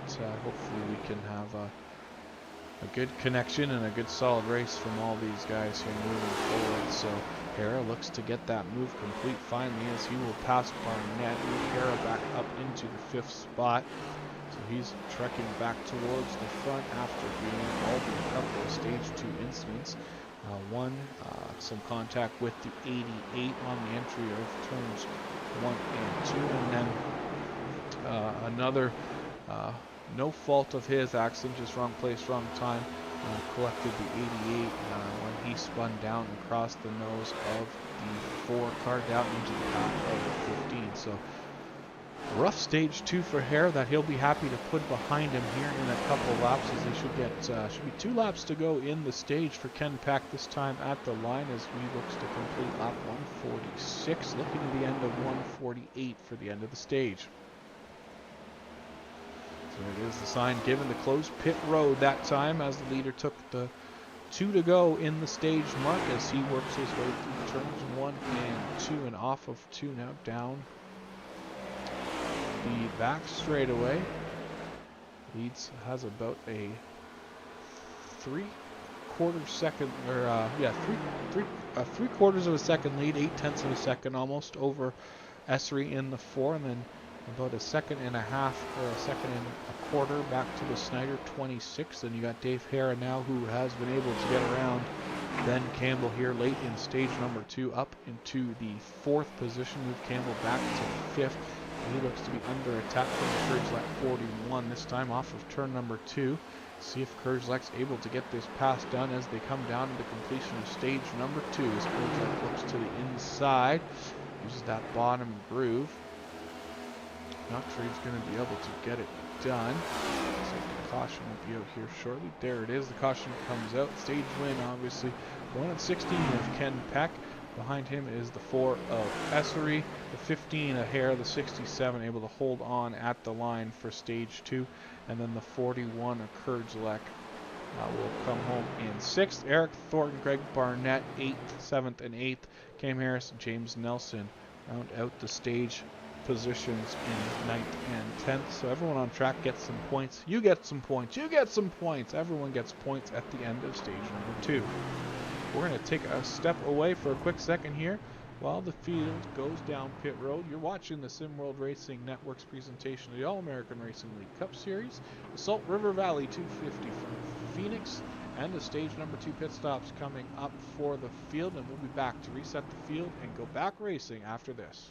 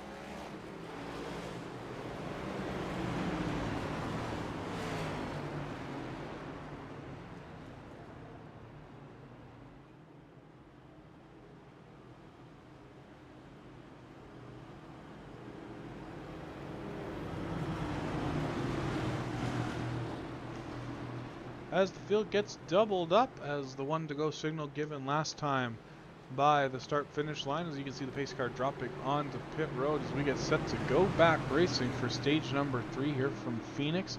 Come back with 152 laps complete, 98 to go in this one as we head towards the end of the event here from Phoenix. Ken Peck, the control car, Chris Essery on his outside, Chad Snyder, Mike Kurgelak, Dave Hara, and Ben Campbell. Then you have the 38 of Barnett, the 88 of Thornton. As we get set to go back racing, green flag is back out, and we are racing here down through the dog leg and headed towards turn number 1. Ken Peck gets a good jump. He should be able to clear the 16 car on corner entry, put him up to first place. Chad Snyder on the inside line, seeing if he can get that same move done on Essery on the exit of turn 2. Gets a little loose there on the exit of 2, almost down into the inside wall, but that's going to let Essery go back by on the outside. That's going to put Hara now in a battle with Snyder for third as they work back down across the line. Hara down across the dog leg. Snyder stays up on the banking as they work their way into turn 1 and 2 again. Now Snyder on the top, Hara on the bottom. See if the preferred lane in Hara's case lets him work his way past the Snyder 16. Not quite clear of him yet, but a drag race it'll be down into turn number 3. Turns 3 and 4, Hara able to make that pass and slide up in front of the 26. Hara up to third, Snyder back to fourth, but he's not out of the woods yet as the 41 of Kurgelak says, I saw what Hara did and I want to try. He goes to the bottom this time through 1 and 2, that exact same move that had Hara move up into third place, and now they're going to Kurgelak past Snyder into fourth, but he's got to drag race him down into 3 and 4. So door to door through turn 3. The bottom, no preferred line again, and that's going to let Kurgelak now slide out in front. Doesn't go up in front of Snyder though, as Kurgelak will dive down across the dog leg, complete that pass down to turn number 1, and now Ben Campbell trying the same thing. That time Ben pushed up in the middle of the corner, causing the 26 to have to get out of the gas. That made that pass a little easier on Ben. Didn't have to fight him all the way down the back straightaway. Now Campbell up into the 5th spot. Chad back to 6th here at the beginning of stage number 2 as we complete lap 157. Up front, Ken Peck already opened up about a half-second lead over the S3 4 down into turn 1 and 2. He's going to bring Hara in third with him.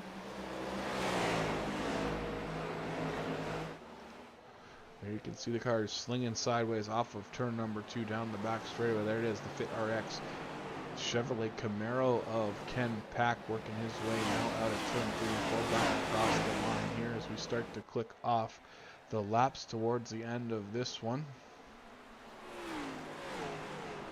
Down to 93 laps to go that time at the line for Ken, as Essery still looking to close in now, just about a half a second off the back of that 16 car as they work down into turn 3 and 4.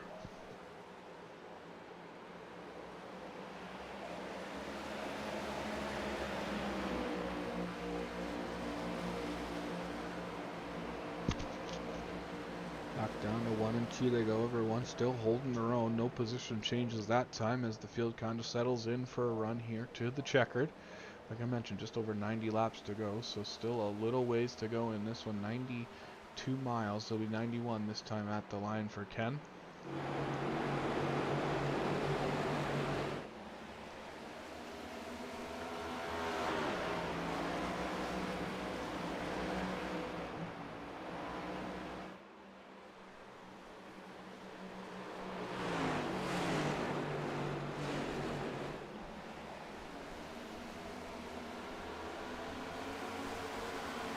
Field continues to work under green flag. We start to click the laps off here.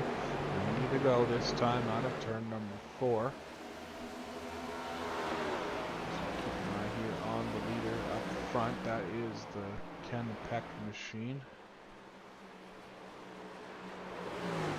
Looking to pick up his first ever All-American Racing League Cup Series victory, possibly here tonight, to get the monkey off his back.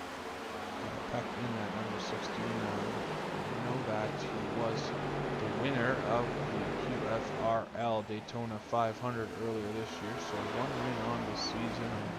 to Peck over in the QFRL, but looking to pick up that first AARL win that has been eluding him here so far since joining the league at the beginning of 2024.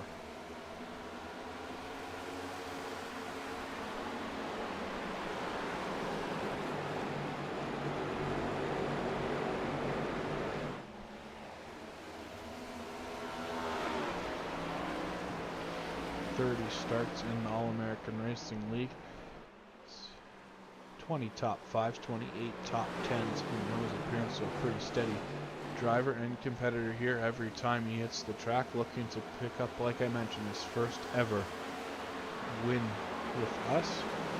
Another driver looking for their first win, that number 4 car, that is Chris Essery, as he continues to run in second spot here in the middle part of the final stage out of Bakersfield, California. He's got some company though in the form of Officer Hillbilly. Dave Harrell looks to the inside this time through 1 and 2, see if he's able to get up beside that 4 car on corner exit. Not quite yet. He'll slot in behind him and go down the back straightaway towards turns 3 and 4. Another winless driver in the All-American Racing League over the last couple of seasons. Has some wins under his belt, does Dave Harrell previously. But since we've gone to the full-length seasons, last year was our first, and this is year 2 of the full-length seasons. Dave Hare has not found victory lane quite yet, so he's another driver eager to get that monkey off his back and get back to All-American Racing League victory lane. And another driver, I believe, still looking for a win also. 37 races completed here over the last 2 years. That is the 41 of Kurdzlak, currently sitting right back there in 4th spot, right where he started. Here's that 41 machine.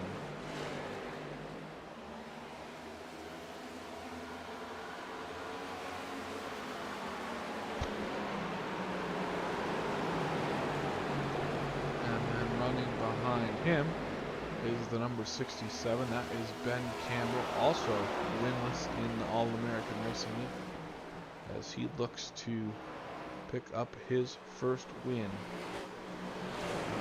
Ben here with us, as he is working currently in the 5th place. So any one of these drivers in the top 5, if they can find themselves in victory lane, will pick up their first ever All-American Racing League Series win. And then if we look a little further back, Snyder has been a winner here with the All-American Racing League, picking up the big Daytona win, locking himself into a playoff position late last season.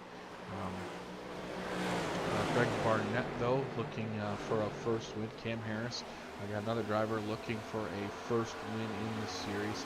Has previously won, much like Hera, previously won in the All-American Racing League, just not since we've gone to the full-length seasons. So Cam Harris looking to race victory lane again. And then the only other driver, or 2 other drivers remaining in the field that have wins, both the 88 of Thornton as well as James Nelson in the 75, both with 1 win each. So 3 drivers with 1 win, 7 drivers with no wins over the last season and a bit of this year. So looking to put another new face on the winner's trophy here, as we are working lap 170, so 80 laps to go here from Phoenix as we get through this 3rd and final stage. Ken Peckville continues to lead this one by about 1 second over the S34, who has been able to put 2 or 3 car lengths now between himself and the Hera 15. About the same distance back between Hera to Kurdzlak there on the screen, and then no car lengths almost, maybe 1.5 between Kurdzlak and Ben Campbell, who race pretty aggressively down into turn 1 and 2. And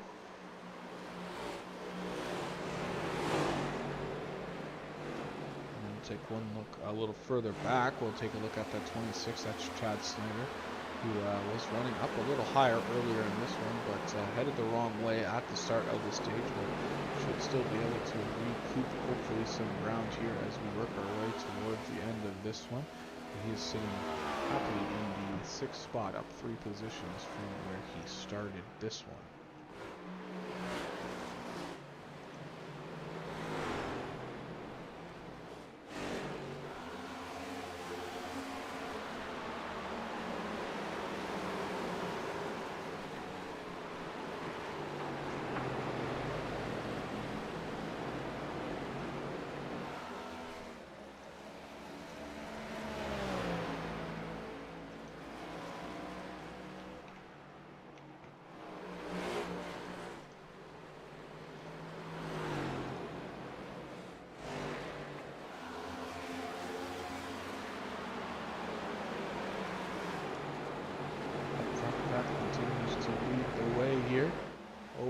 Essery, Hera, Snyder, Essery, Kurdzlek, Benjamin, Campbell, Chad Snyder, Greg Barnett, Cam Harris, Eric Thornton, and then still on track. 12 laps down at this point, I believe, is the Nelson 75. So now we continue to watch this battle here, see if it develops into anything more between the 4 and the 15 down through turns 3 and 4 back across the start-finish line.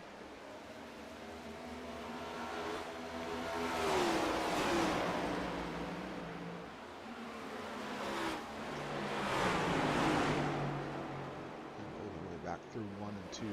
Harris seems really good between in turns 1 and 2 and on the exit of 2, but the 4 just too strong down the back straightaway and through 3 and 4 to let Hera get to a position where he can make a move on the entry of 1 and 2. You should see Hera here close the gap a bit as he goes down to the dog leg down through turn 1. Just not close enough though to get side by side on corner entry where he can really kind of force the issue with the Essery 4. As I say that, Essery looks to get a little tight.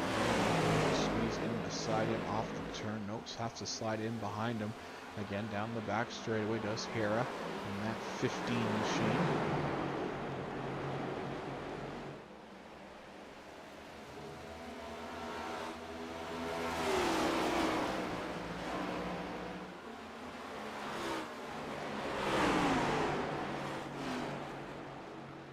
Again, two distinct lines definitely being used down in turns 1 and 2 by both the 4 and the 15. That 4 car really using that middle to higher groove through 1 and 2, and then Hera trying to keep it right down on the yellow line, maybe half a groove off the bottom, trying to get that good run that he has been all afternoon in that number 15.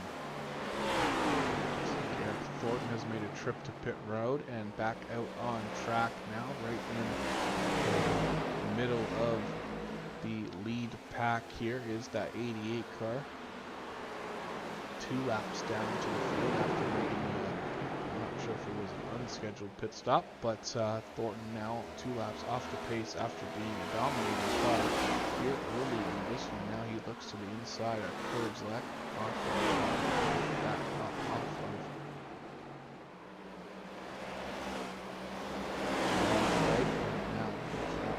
the back of the 4 car and beside the 15 as they head down to turn number 3.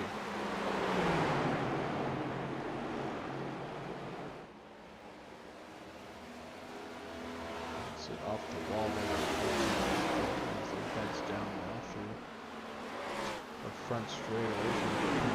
The 4 and the 15 now this time through 1 and 2. He's got some pretty new tires, so should be easily able to clear the 4 that time through 1 and 2. Look, he made the move that Hillbilly has been looking to make here over the last handful of laps. So now that he's clear of this lead, this 2nd, 3rd, and 4th place battle, should be able to let these guys get back to work, going back at it. But now Hera's got some ground to make up on the 4 as he, I think, let the 88 by and kind of gave him some let him work his way around the 4, and now Hera will go back to work on the 4 car, see if he can reel him in. The gap's probably about 2.5, 3 car lengths that time out of turn 4 down across the line.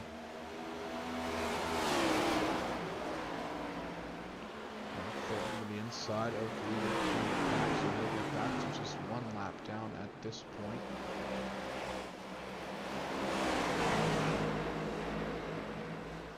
Not sure what the fuel mileage distance is like, but 68 laps to go this time at the line for pack as we work towards the final 50 laps in this one.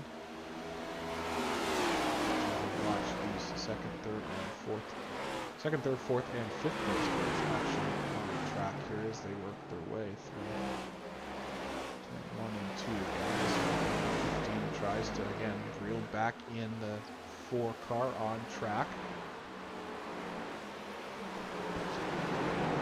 About 1/4 of a second off the back bumper of the Essery machine. Looks like Chad Snyder has also hit pit road, so maybe the pit window is open here for this one as Snyder onto pit road. So what looks to be 4 tires and fuel. Will rejoin this race.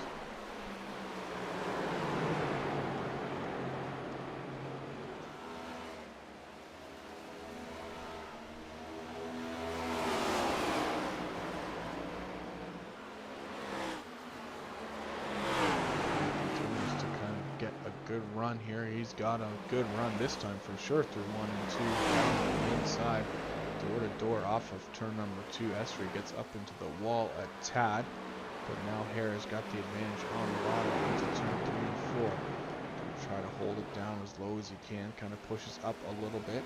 Doesn't get into the 4, but makes him go a little higher than I'm sure Esri wanted. But they're still, nope, they're clear. Hara gets his move done. That time past the 4 car, throws it in too deep there on the entry to turn number 1 and 2. He's going to slide those tires and slide up in front of the 4 car, who has to get out of the gas a little bit, not to get into the side of the Hillbilly 15. Hillbilly comfortably into the 2nd spot now. See if he has anything at all in the tank for the number 16 car. Gap of about 1.8 seconds between Hara and Peck. That time at the line, see if he can close it in, but now Esri under attack again from Kurdzlak this time. He is going to use that bottom group again, try to make that same move Hillbilly made.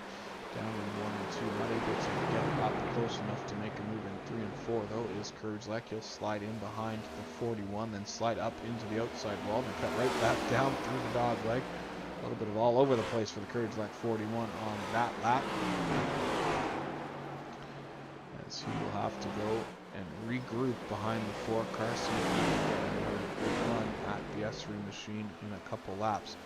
Let those tires cool down after sliding them up and across the track and see what he's got in the tank for a run back at the 4.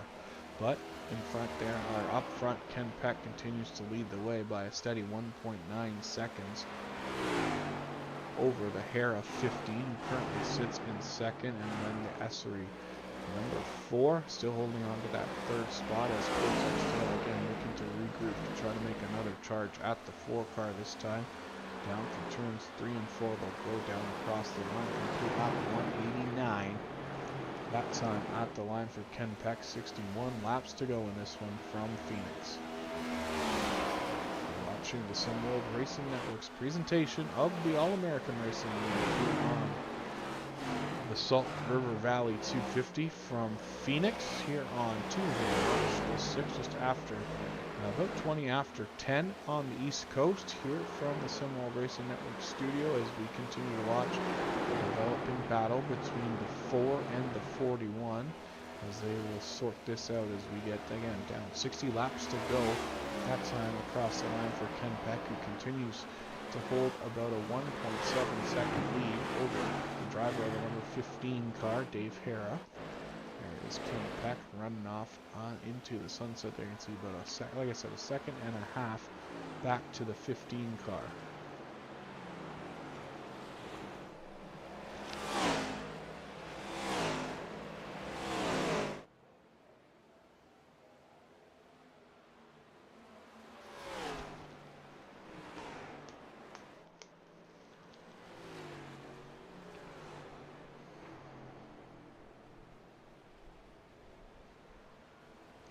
There you can see the gap back from first, second to third, and fourth.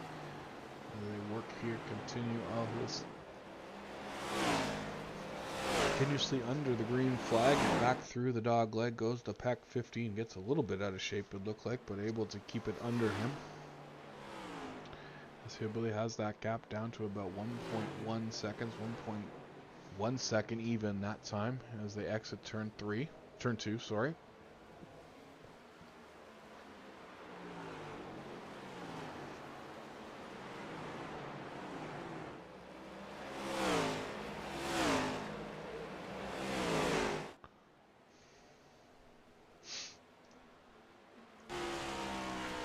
Right on board the roof cam on top of the LSPD number 15 Chevrolet Camaro out of Charlotte, North Carolina, Officer Hillbilly, looking to close this gap. Got it down under a second here as we work lap 190, the completion of 194.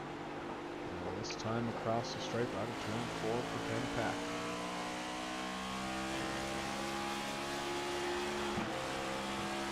Look here at the gap as it's been over the last few laps.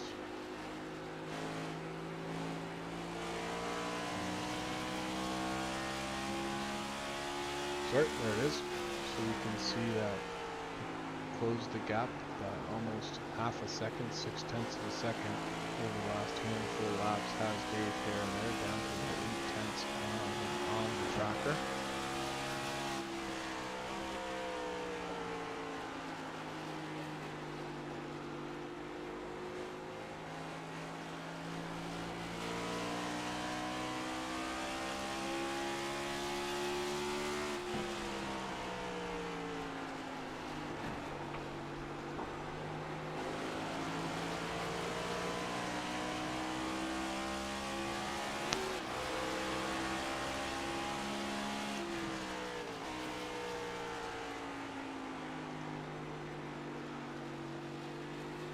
The gap being whittled away as the 15 car gets bigger and bigger in the rear view mirror of the 16 Hare, going to work his weight in this one as we close in on the 50 lap to go mark here. Ooh, almost down, gets down on the apron, does it that time, gets the rear end a little loose out of turn number 4. Now we'll go right down to the dog leg as we continue to ride on board the Pack 15. Obviously pit stops still have to come for both these drivers. Looks like Cam Harris on pit road to complete his final pit stop of the race. Also looks like Kurzak and Barnett have also hit pit road here late in this one, so only 3 cars left on track to pit. That is the Pack 16, the Hare 50, and the Ben Campbell 67, who after the pit stops by Kurzak and Essery sits in the 3rd spot as we continue to ride on board with Ken Peck here as he is being chased down by the 15 of Hare, who gets a good run that time through 1 and 2. Fortunately, got the car on the outside there. James Nelson, obviously, with the fresher tires after he made his pit stop, he's going to make easy work of Ken Pack 16 here as we continue to work.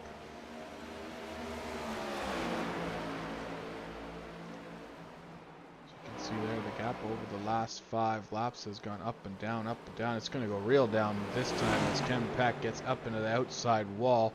They're almost going to be even off the exit of turn number 2. Hare right there on the back bumper of the Pack 16 down into turn 3 and 4. Hare on the bottom to make that pass look like it was easy through 3 and 4. Dave Hare moves to the top of the scoring pylon and into the lead here with exactly 50 laps to go. He'll lead his first lap of the afternoon from Phoenix.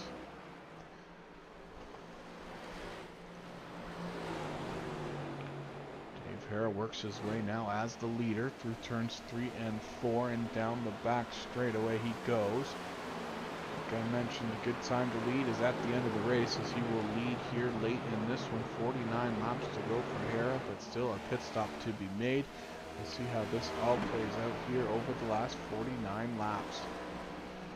Do an update on what's happening with the track temperatures. Track temperature down to about 87 degrees. Earlier I think it was about 97, so a pretty big drop in track temperature. Yeah, 97 all the way down, so 10-degree track temperature drop. That should help the grip levels of the car, as well as the air temperature down to about 82, started up around 84, so making some progress on getting some cooler temperatures for these cars to perform better and get better grip. As you can see, the 26 car there coming into the shot, that's Chad Snyder, already completed his final pit stop of the afternoon, 1 lap down, currently sitting in 4th spot, so looking to get by these two and get back on the lead lap here. See if the early pit stop strategy will pay off for Snyder. He was on pit road at lap 182. And he was the 2nd car on the pit road, as we mentioned earlier. Eric Thornton down the pit road at lap 175. Right after that was Snyder at 182, and then everyone else kind of hung out and waited till about 195.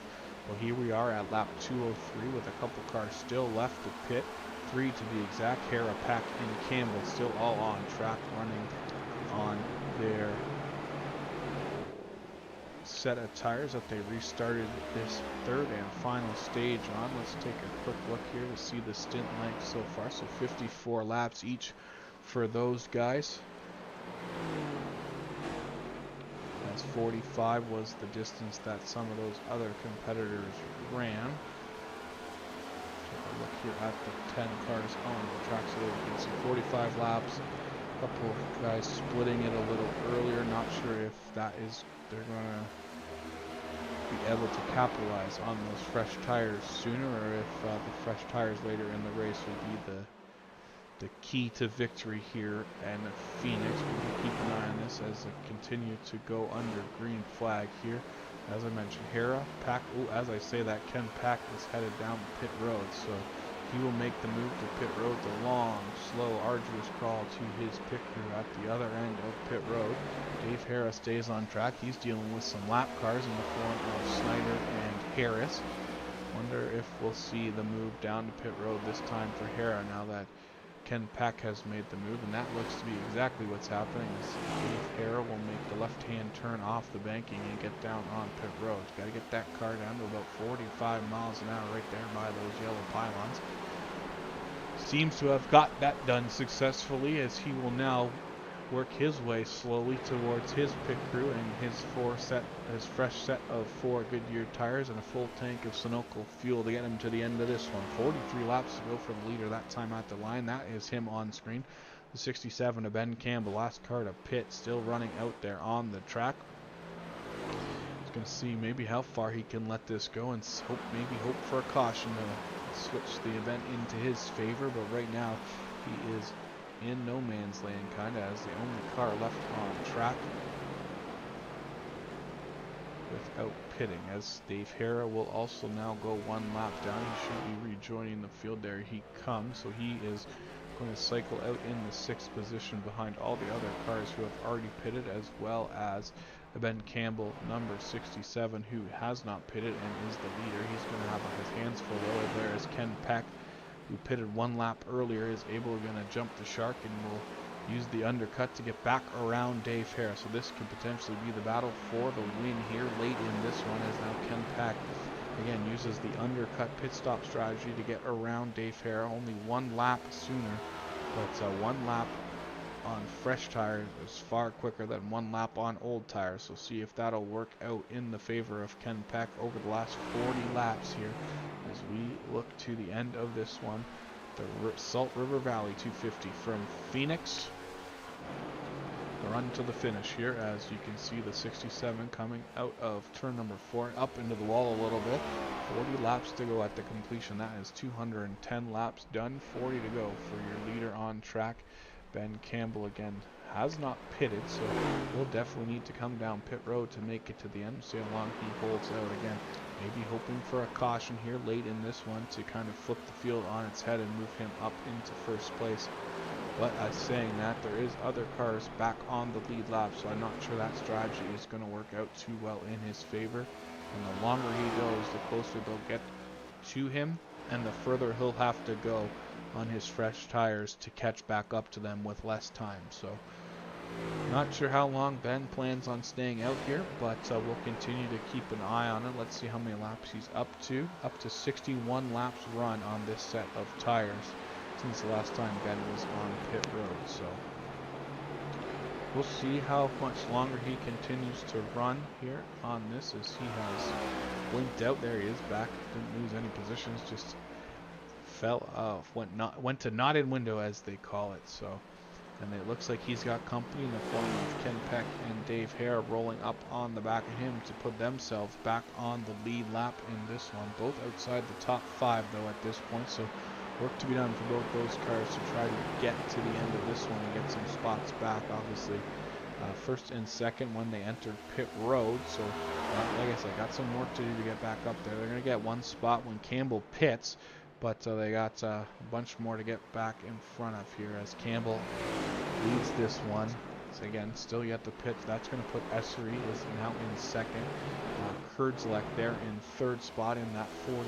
Greg Barnett holding on to fourth spot, and then Chad Snyder in fifth right now on track. All will gain one position here once that 67 heads down pit road, but in the interim, they run second through fifth, all on the lead lap, and both Ken Pack and Dave Heron now have got by them. We'll ride on, let's jump on board the roof cam, look up in the distance. That's the distance now between Ken Pack and the fifth place car of Chad Snyder, who has the oldest tires out of them all. And as we talked about that, looks like Ben Campbell headed to pit road. Yes, he is on board the QFRL roof cam. You can see him slowly making his way down pit road to his pit crew.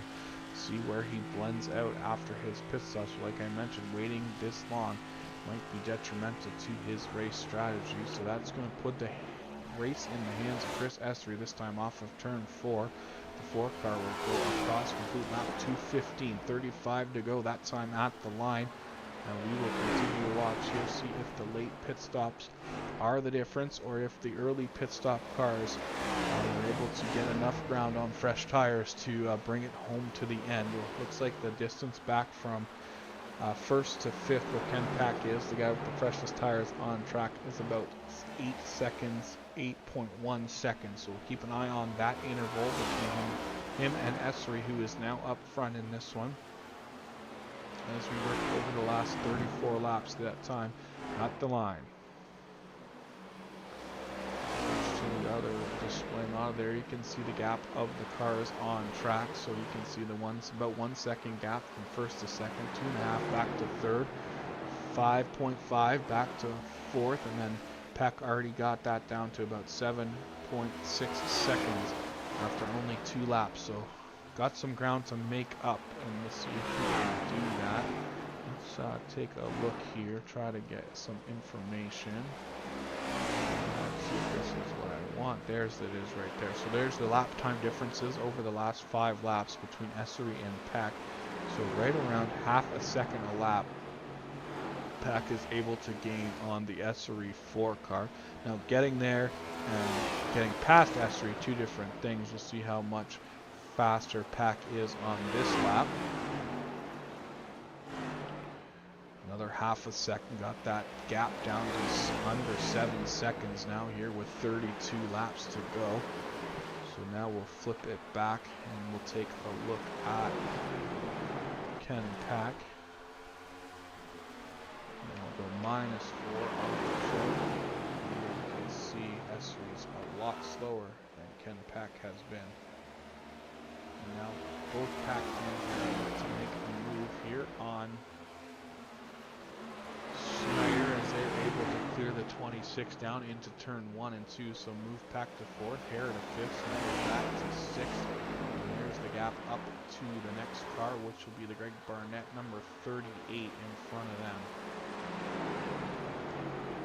Flip this over to relative on track. So there you can see 4.2 seconds up to Barnett, and then 5.3 seconds up to Kurdzlek in second. So 30 laps to get there. We're going to keep an eye on this and see how this plays out over the last handful of laps here. So there you can see Peck continues to be about half a second quicker than Essery here in the late running. 4/10 there on 2:19, but that was the lap that he had to go to work and get around the 26 machine, so another half-second gain there. Got that down to 5.5 seconds this time for Ken Peck.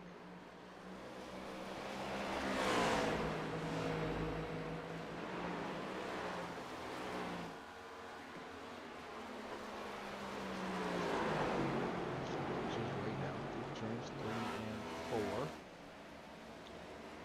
So Peck continues to kind of be quicker than Hera even there as we look back. Hera just a tad quicker, pretty much equal. I'll take a look to the car in front of Ken Peck. That is Greg Barnett, so about 3/10 of a second on average quicker than Barnett, so that's going to be a good sign. He's going to really make up some ground there, and we'll take another look here. We'll go up to the first place car of Essery, still holding about half a second on the Essery machine. See what it is at lap 2:23. half a second again, so the gap is 4.7 seconds now between Ken and Esri as they one and two as Ken, Peck, and Dave Hara working towards that leader.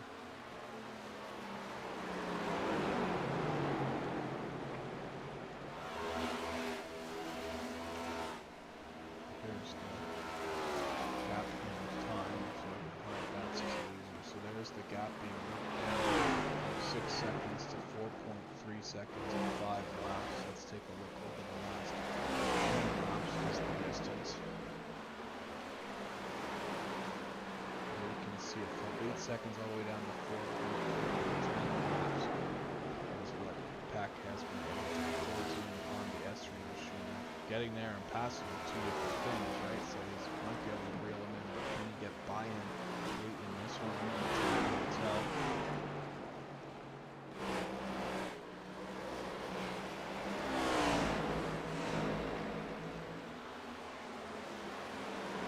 Keep that tracker up there on the bottom of the screen as it fluctuates between 3.4, 3.5, 3.3 seconds as well. That will have to deal with flat that is Thornton. Further back than he has all afternoon. Just a dominating car in stage 1. Some issues in stage 2, a couple of accidents. Got tied up with Hillbilly a couple times. One just two drivers going for the same spot, resulting in a bit of an accident, and then Hillbilly, and then the 88 of Thornton got spun across the nose of Essery 4. Hillbilly just had nowhere to go after that. Back up front, it looks like the top 3 are right together. As you can see them, there is the top 5 pretty much all in one straightaway now as they work their way down the back straightaway. Actually, looking up 2, 3, and 4 now, down across the line. Kurzak right there, battling the 4 car with 22 laps to go. Here's the 3rd place car. Gap from 1st to 5th is down to 2.8 seconds, and they're almost all in the same shot as they head down the back straightaway. 21 to go at the line this time. Here's like under 2/10 of a second behind S4. Is not able to make a move quite yet. See if he's got anything in the bag of tricks. All those cars, the top 3 all pitted on lap 195, so 34 laps since they've last pitted. 23 since Peck was in the pit road, and then 22 since Hara came down the pit road.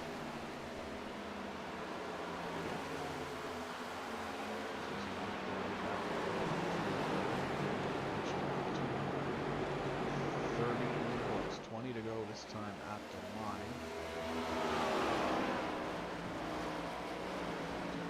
Back here further at Pack and Hara. Now Hara looks like he's going to have a move potentially through 1 and 2 on the inside of Ken Pack. Is it going to be side by side on the exit of turn 2? Yep. Hara's got the inside down the back straightaway. He's going to be able to get it by as Pack can get a good run off or 2. Hara drives it in deep. Now Peck is going to get on the inside. Trying to crisscross applesauce and out of turn 4 and back through the through the dog leg. I apologize. Spent too much time at Daytona. The dog leg now, but Hara's going to complete that pass as they get back down to 1 or 2. Peck's going to bounce off the outside wall. It's going to give him a good run though back to the inside of Hara out of turn number 2 and down the back straightaway. 5 cars, gold blanket of 1st to 5th. 1.8 seconds the difference here. 232 laps into this one. So what was a bit of a snoozer early in this one, coming out with no mileage pit stop gain here at the end, as now Dave Hara goes to the inside of Greg Barnett for 3rd this time through 1 and 2. They try to pull a cord and get Ken Pack by. Barnett also on the exit of 2. Pack not able to clear him. He's got a great line down into turn 3 and 4, does he? As they work their way through the corner. Now Hara up to 3rd, Pack to 4th, move Barnett 38 into 5th. Knocked down through the dog leg. Hara goes with his sights and targets set on the 2 cars up front, who have a battle developing of their own. That time Esri is going to have company on the inside in the form of Kurzlek, but not able to close the deal there as they work down the back straightaway. Esri right on, Kurzelek right on the back bumper. Esser this time through 3 and 4 they go, trying to hold on that bottom line as these guys go now side by side. Kurzelek way down on the dog leg. Come back up and try to be side by side again down into turn 2. Looks like we're going to have a potential new leader here through turns 3 and turn 2. Oh my goodness, 1 and 2. Kurzelek goes to the top. Essery gets a little slip slidey as he's going to have a challenge from Hera now. They're going to close that battle out with Hera diving on the inside through 3 into 4. Both of them are going to look to go back down across the dog leg. Not quite yet. They stay actually on the track as Kurzelek makes the big run through the dog leg but doesn't come out the other side. I am not sure what happened to Mike Kurzelek, but he is not where he started. Let's see here if we can see what happened. Incident for Mike Kurzelek. Let's take a look. He's going to go, oh, he got loose down through the dog leg, hit the inside wall, able to continue, not too much damage. That's going to take him out of contention of the race. And Dave Hillbilly Hera live here. 14 laps to go for Hera, that time through the dog leg, and Ken Peck's going to now look for his pass on S3 for a second. Peck to the bottom this time, 2 turns, 1, 2, able to clear Essery, not quite yet off of 2 as Essery is going to hold that top side on the back straightaway. Now they're going to go side by side into 2 and 3, 4. Essery trying to pinch Peck down to get keep his momentum down, but now Peck says, I'm going to cut the dog out and stay up on the bank and see where we come out at we get to turn number 2. Turn number 2, Peck will drive it in deep on the bottom, slip up in front of the S34. Peck will grab that second spot position with 13 or 12 and a half laps to go as they work down the back straightaway, coming to 12 to go. Up front, it's Dave Hera, Police Officer Hera, in the 15 machine. Down through the dog leg he goes. He's got his sight set on the back of the 75 Nelson machine. Obviously, Nelson off the pace after his accident earlier this evening. He is, let's see, how many laps he is there. Currently 12 laps down, so shouldn't be getting in the way of Dave. Probably going to do the gentlemanly thing and keep out of the way of Hera once he gets to the back bumper. As Hera will drop down again under the dog leg.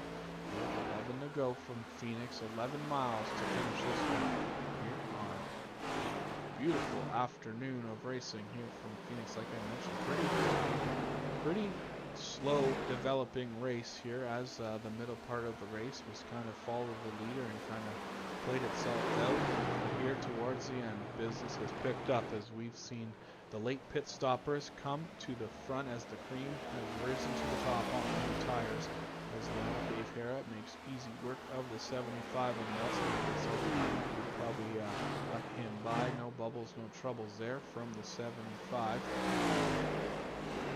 As the 15 will work its way down the back straightaway, holds a gap of about 1.8 seconds now over the 16 of Ken Pack sitting back there in the second, and it's a little further back to the Essery number 4 machine, and then fourth right now, Greg Barnett holding on to that. And Campbell, the last driver to pit on lap 215.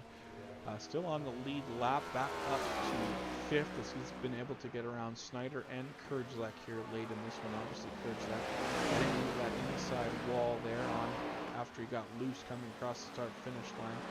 Pretty much going to take any oof out of that car. You can definitely tell that car is beat up as heck. There, both the front right and the front left is now.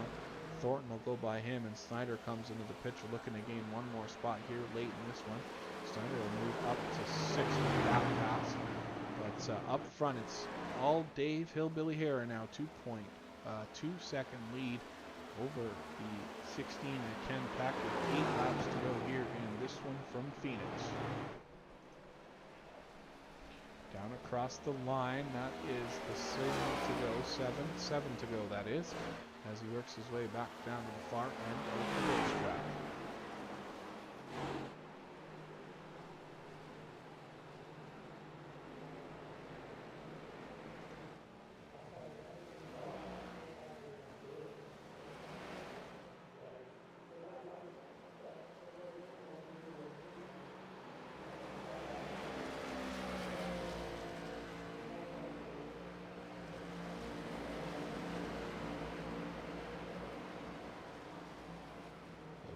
continues to lead here.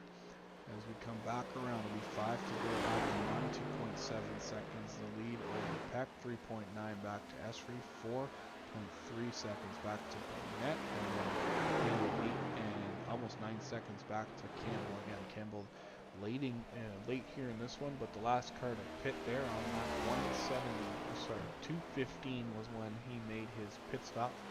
So, able to rebound a little bit here with the late pit stop, but not enough time to run down these really fast cars that were up front here at this point of the race. Here as 4 to go at the line for Hillbilly, and it looks like he is already cut back up to the Kurzlak 41 after Mike's getting loose right at the start-finish line, sliding down across into the inside pit wall.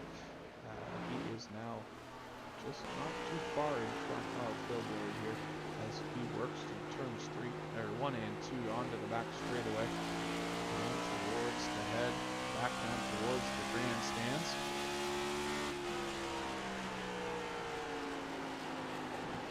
You can definitely see the 41 car having trouble pushing right up to the wall through turns 3 and 4, but Hillbilly having no problems at all as he gets 2 to go.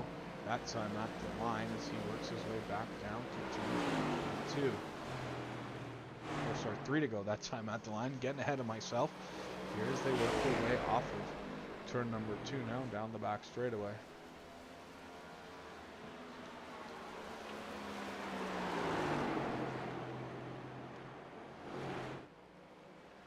Now he gets 2 to go, that time at the line for Hillbilly. He's got his lead of 2.4 seconds over Ken Peck. About half a straightaway back to that 16 machine. As we ride on board his roof cam there, you can see up to 15 here. And like I said, on a straightaway difference now over 2.5 seconds as we are going to see the white flag in the air for Dave Hillbilly Hara, looking to get that full season monkey off his back and pick up his first win since we've gone to full season racing here with the All-American Racing League down into turns 1 and 2. As you can see, he's not being as aggressive as Ken Peck has closed the gap a little bit down to 2.3 seconds, but now Hillbilly off of turn number 2 can almost coast it home from here, as they say, but down into 3 and 4, picking up his first win of the 2025 season, and only the second to crack victory lane so far this year. Dave Hillbilly Hara picks up the win in the Salt River Valley 250 from Phoenix. Second will go to Ken Peck. Third will be brought home by Chris Essery. Greg Barnett in fourth. Fifth to Ben Campbell, who had some issue after the checkered. And then Chad Snyder will hold on for sixth. Mike Kurzlak will bring his car, Wounded Warrior car, back around and come home in seventh. Eric Thornton will bring home in eighth. And then Cam Harris in ninth. And the final car running on the track at the end of this one will be the James Nelson 75. So if you give me a second here, we'll get the interviews, post-race interviews set up once we get the drivers. 1 second.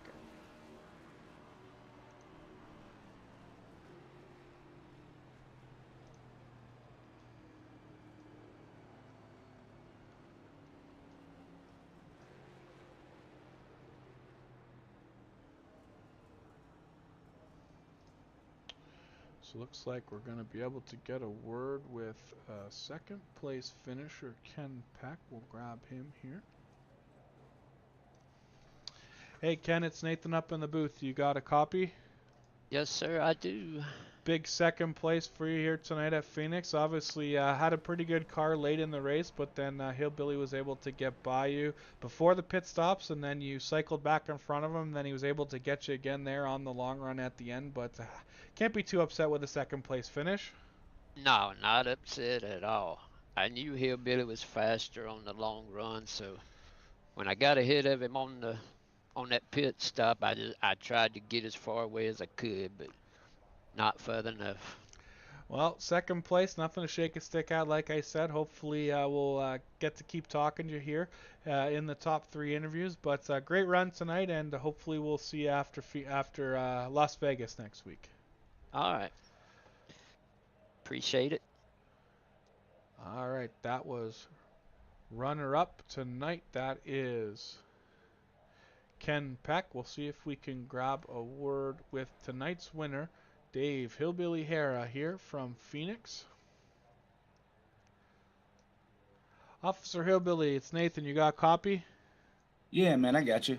Big win for the old number 15 car. Obviously went winless last year, so getting that monkey off your back and back to All-American Racing League victory lane's got to feel pretty good.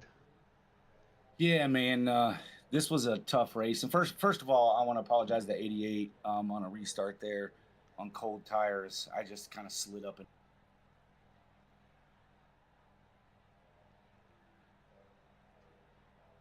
Are you still there? Yeah, I didn't get a chance to apologize to the 88 on the radio, so I wanted to take that opportunity now since I got him in turn one. But yeah, it was a fun race there. I want to shout out Rodney Uberpacker. The reason is because he said he didn't want me to win this, and I told him I was going to try to go out and get one for him. So, hi Rodney. Anyway, yeah, this was fun. It was tough. This old track is tricky, hard to deal with, and hopefully we're here at the end of the season, racing for a championship, and we do the same thing. Well, it seemed like your car was pretty good on the long run. You were able to get by Ken there halfway through stage 3, or the final stage of the race, and then he kind of snuck back by you, pitting a lap earlier, but you were able to prevail in the long run. So congrats on that. Anyone who do you want to thank for getting you here to victory lane? Yeah. As always, I want to thank the jackasses, for all we do working together as far as, running test laps and things like that. And my teammate, David Lafano, who couldn't be here tonight. Hi, David. It's always good to have a good teammate. But I'd like to thank you up in the booth, man, for handling this for SimWorld Racing Network. It's awesome having SimWorld Racing Network broadcast these races each and every week. And I'd like to thank Mom and Dad for creating a legend. All right, Dave. Thanks for that, and obviously getting back to victory lane locks you into the playoffs and should help propel you for a good rest of the year. All right, buddy. I appreciate you, Nathan. All right, that was tonight's winner, Dave Hillbilly Hare, and it looks like we might be able to get a word with third place finisher Chris Essery. 1 second here. Hey, Chris, it's Nathan up in the booth. You got a copy? I got you. Coming in third place tonight, obviously had a couple issues there during stage 2, so able to rebound and get the third place has got to be pretty good. Oh, very good. I couldn't save my right side tires. I was working on adjustments every single time we had a caution to see if I can just save a little better each time. And finally at the end, I was able to get a good run, but I had to pit too early.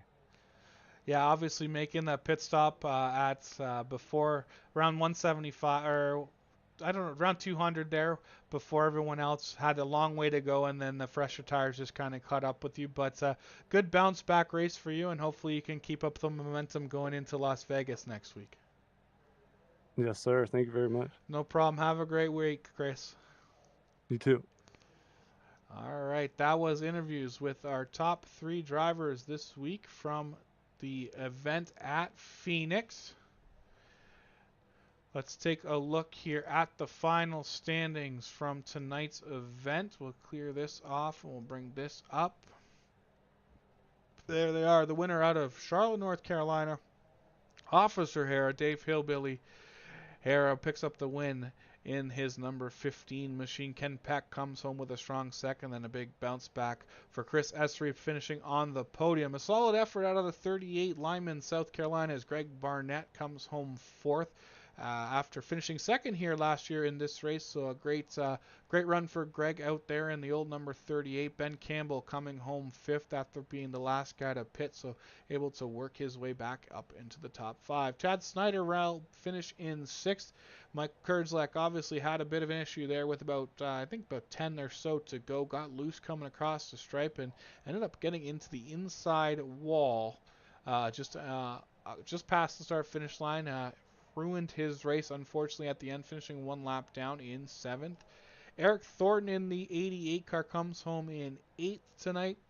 Cam Harris finishes 2 laps off the pace in 9th, and then James Nelson with his tangle there in stage number 2 finishes 13 laps down in 10th.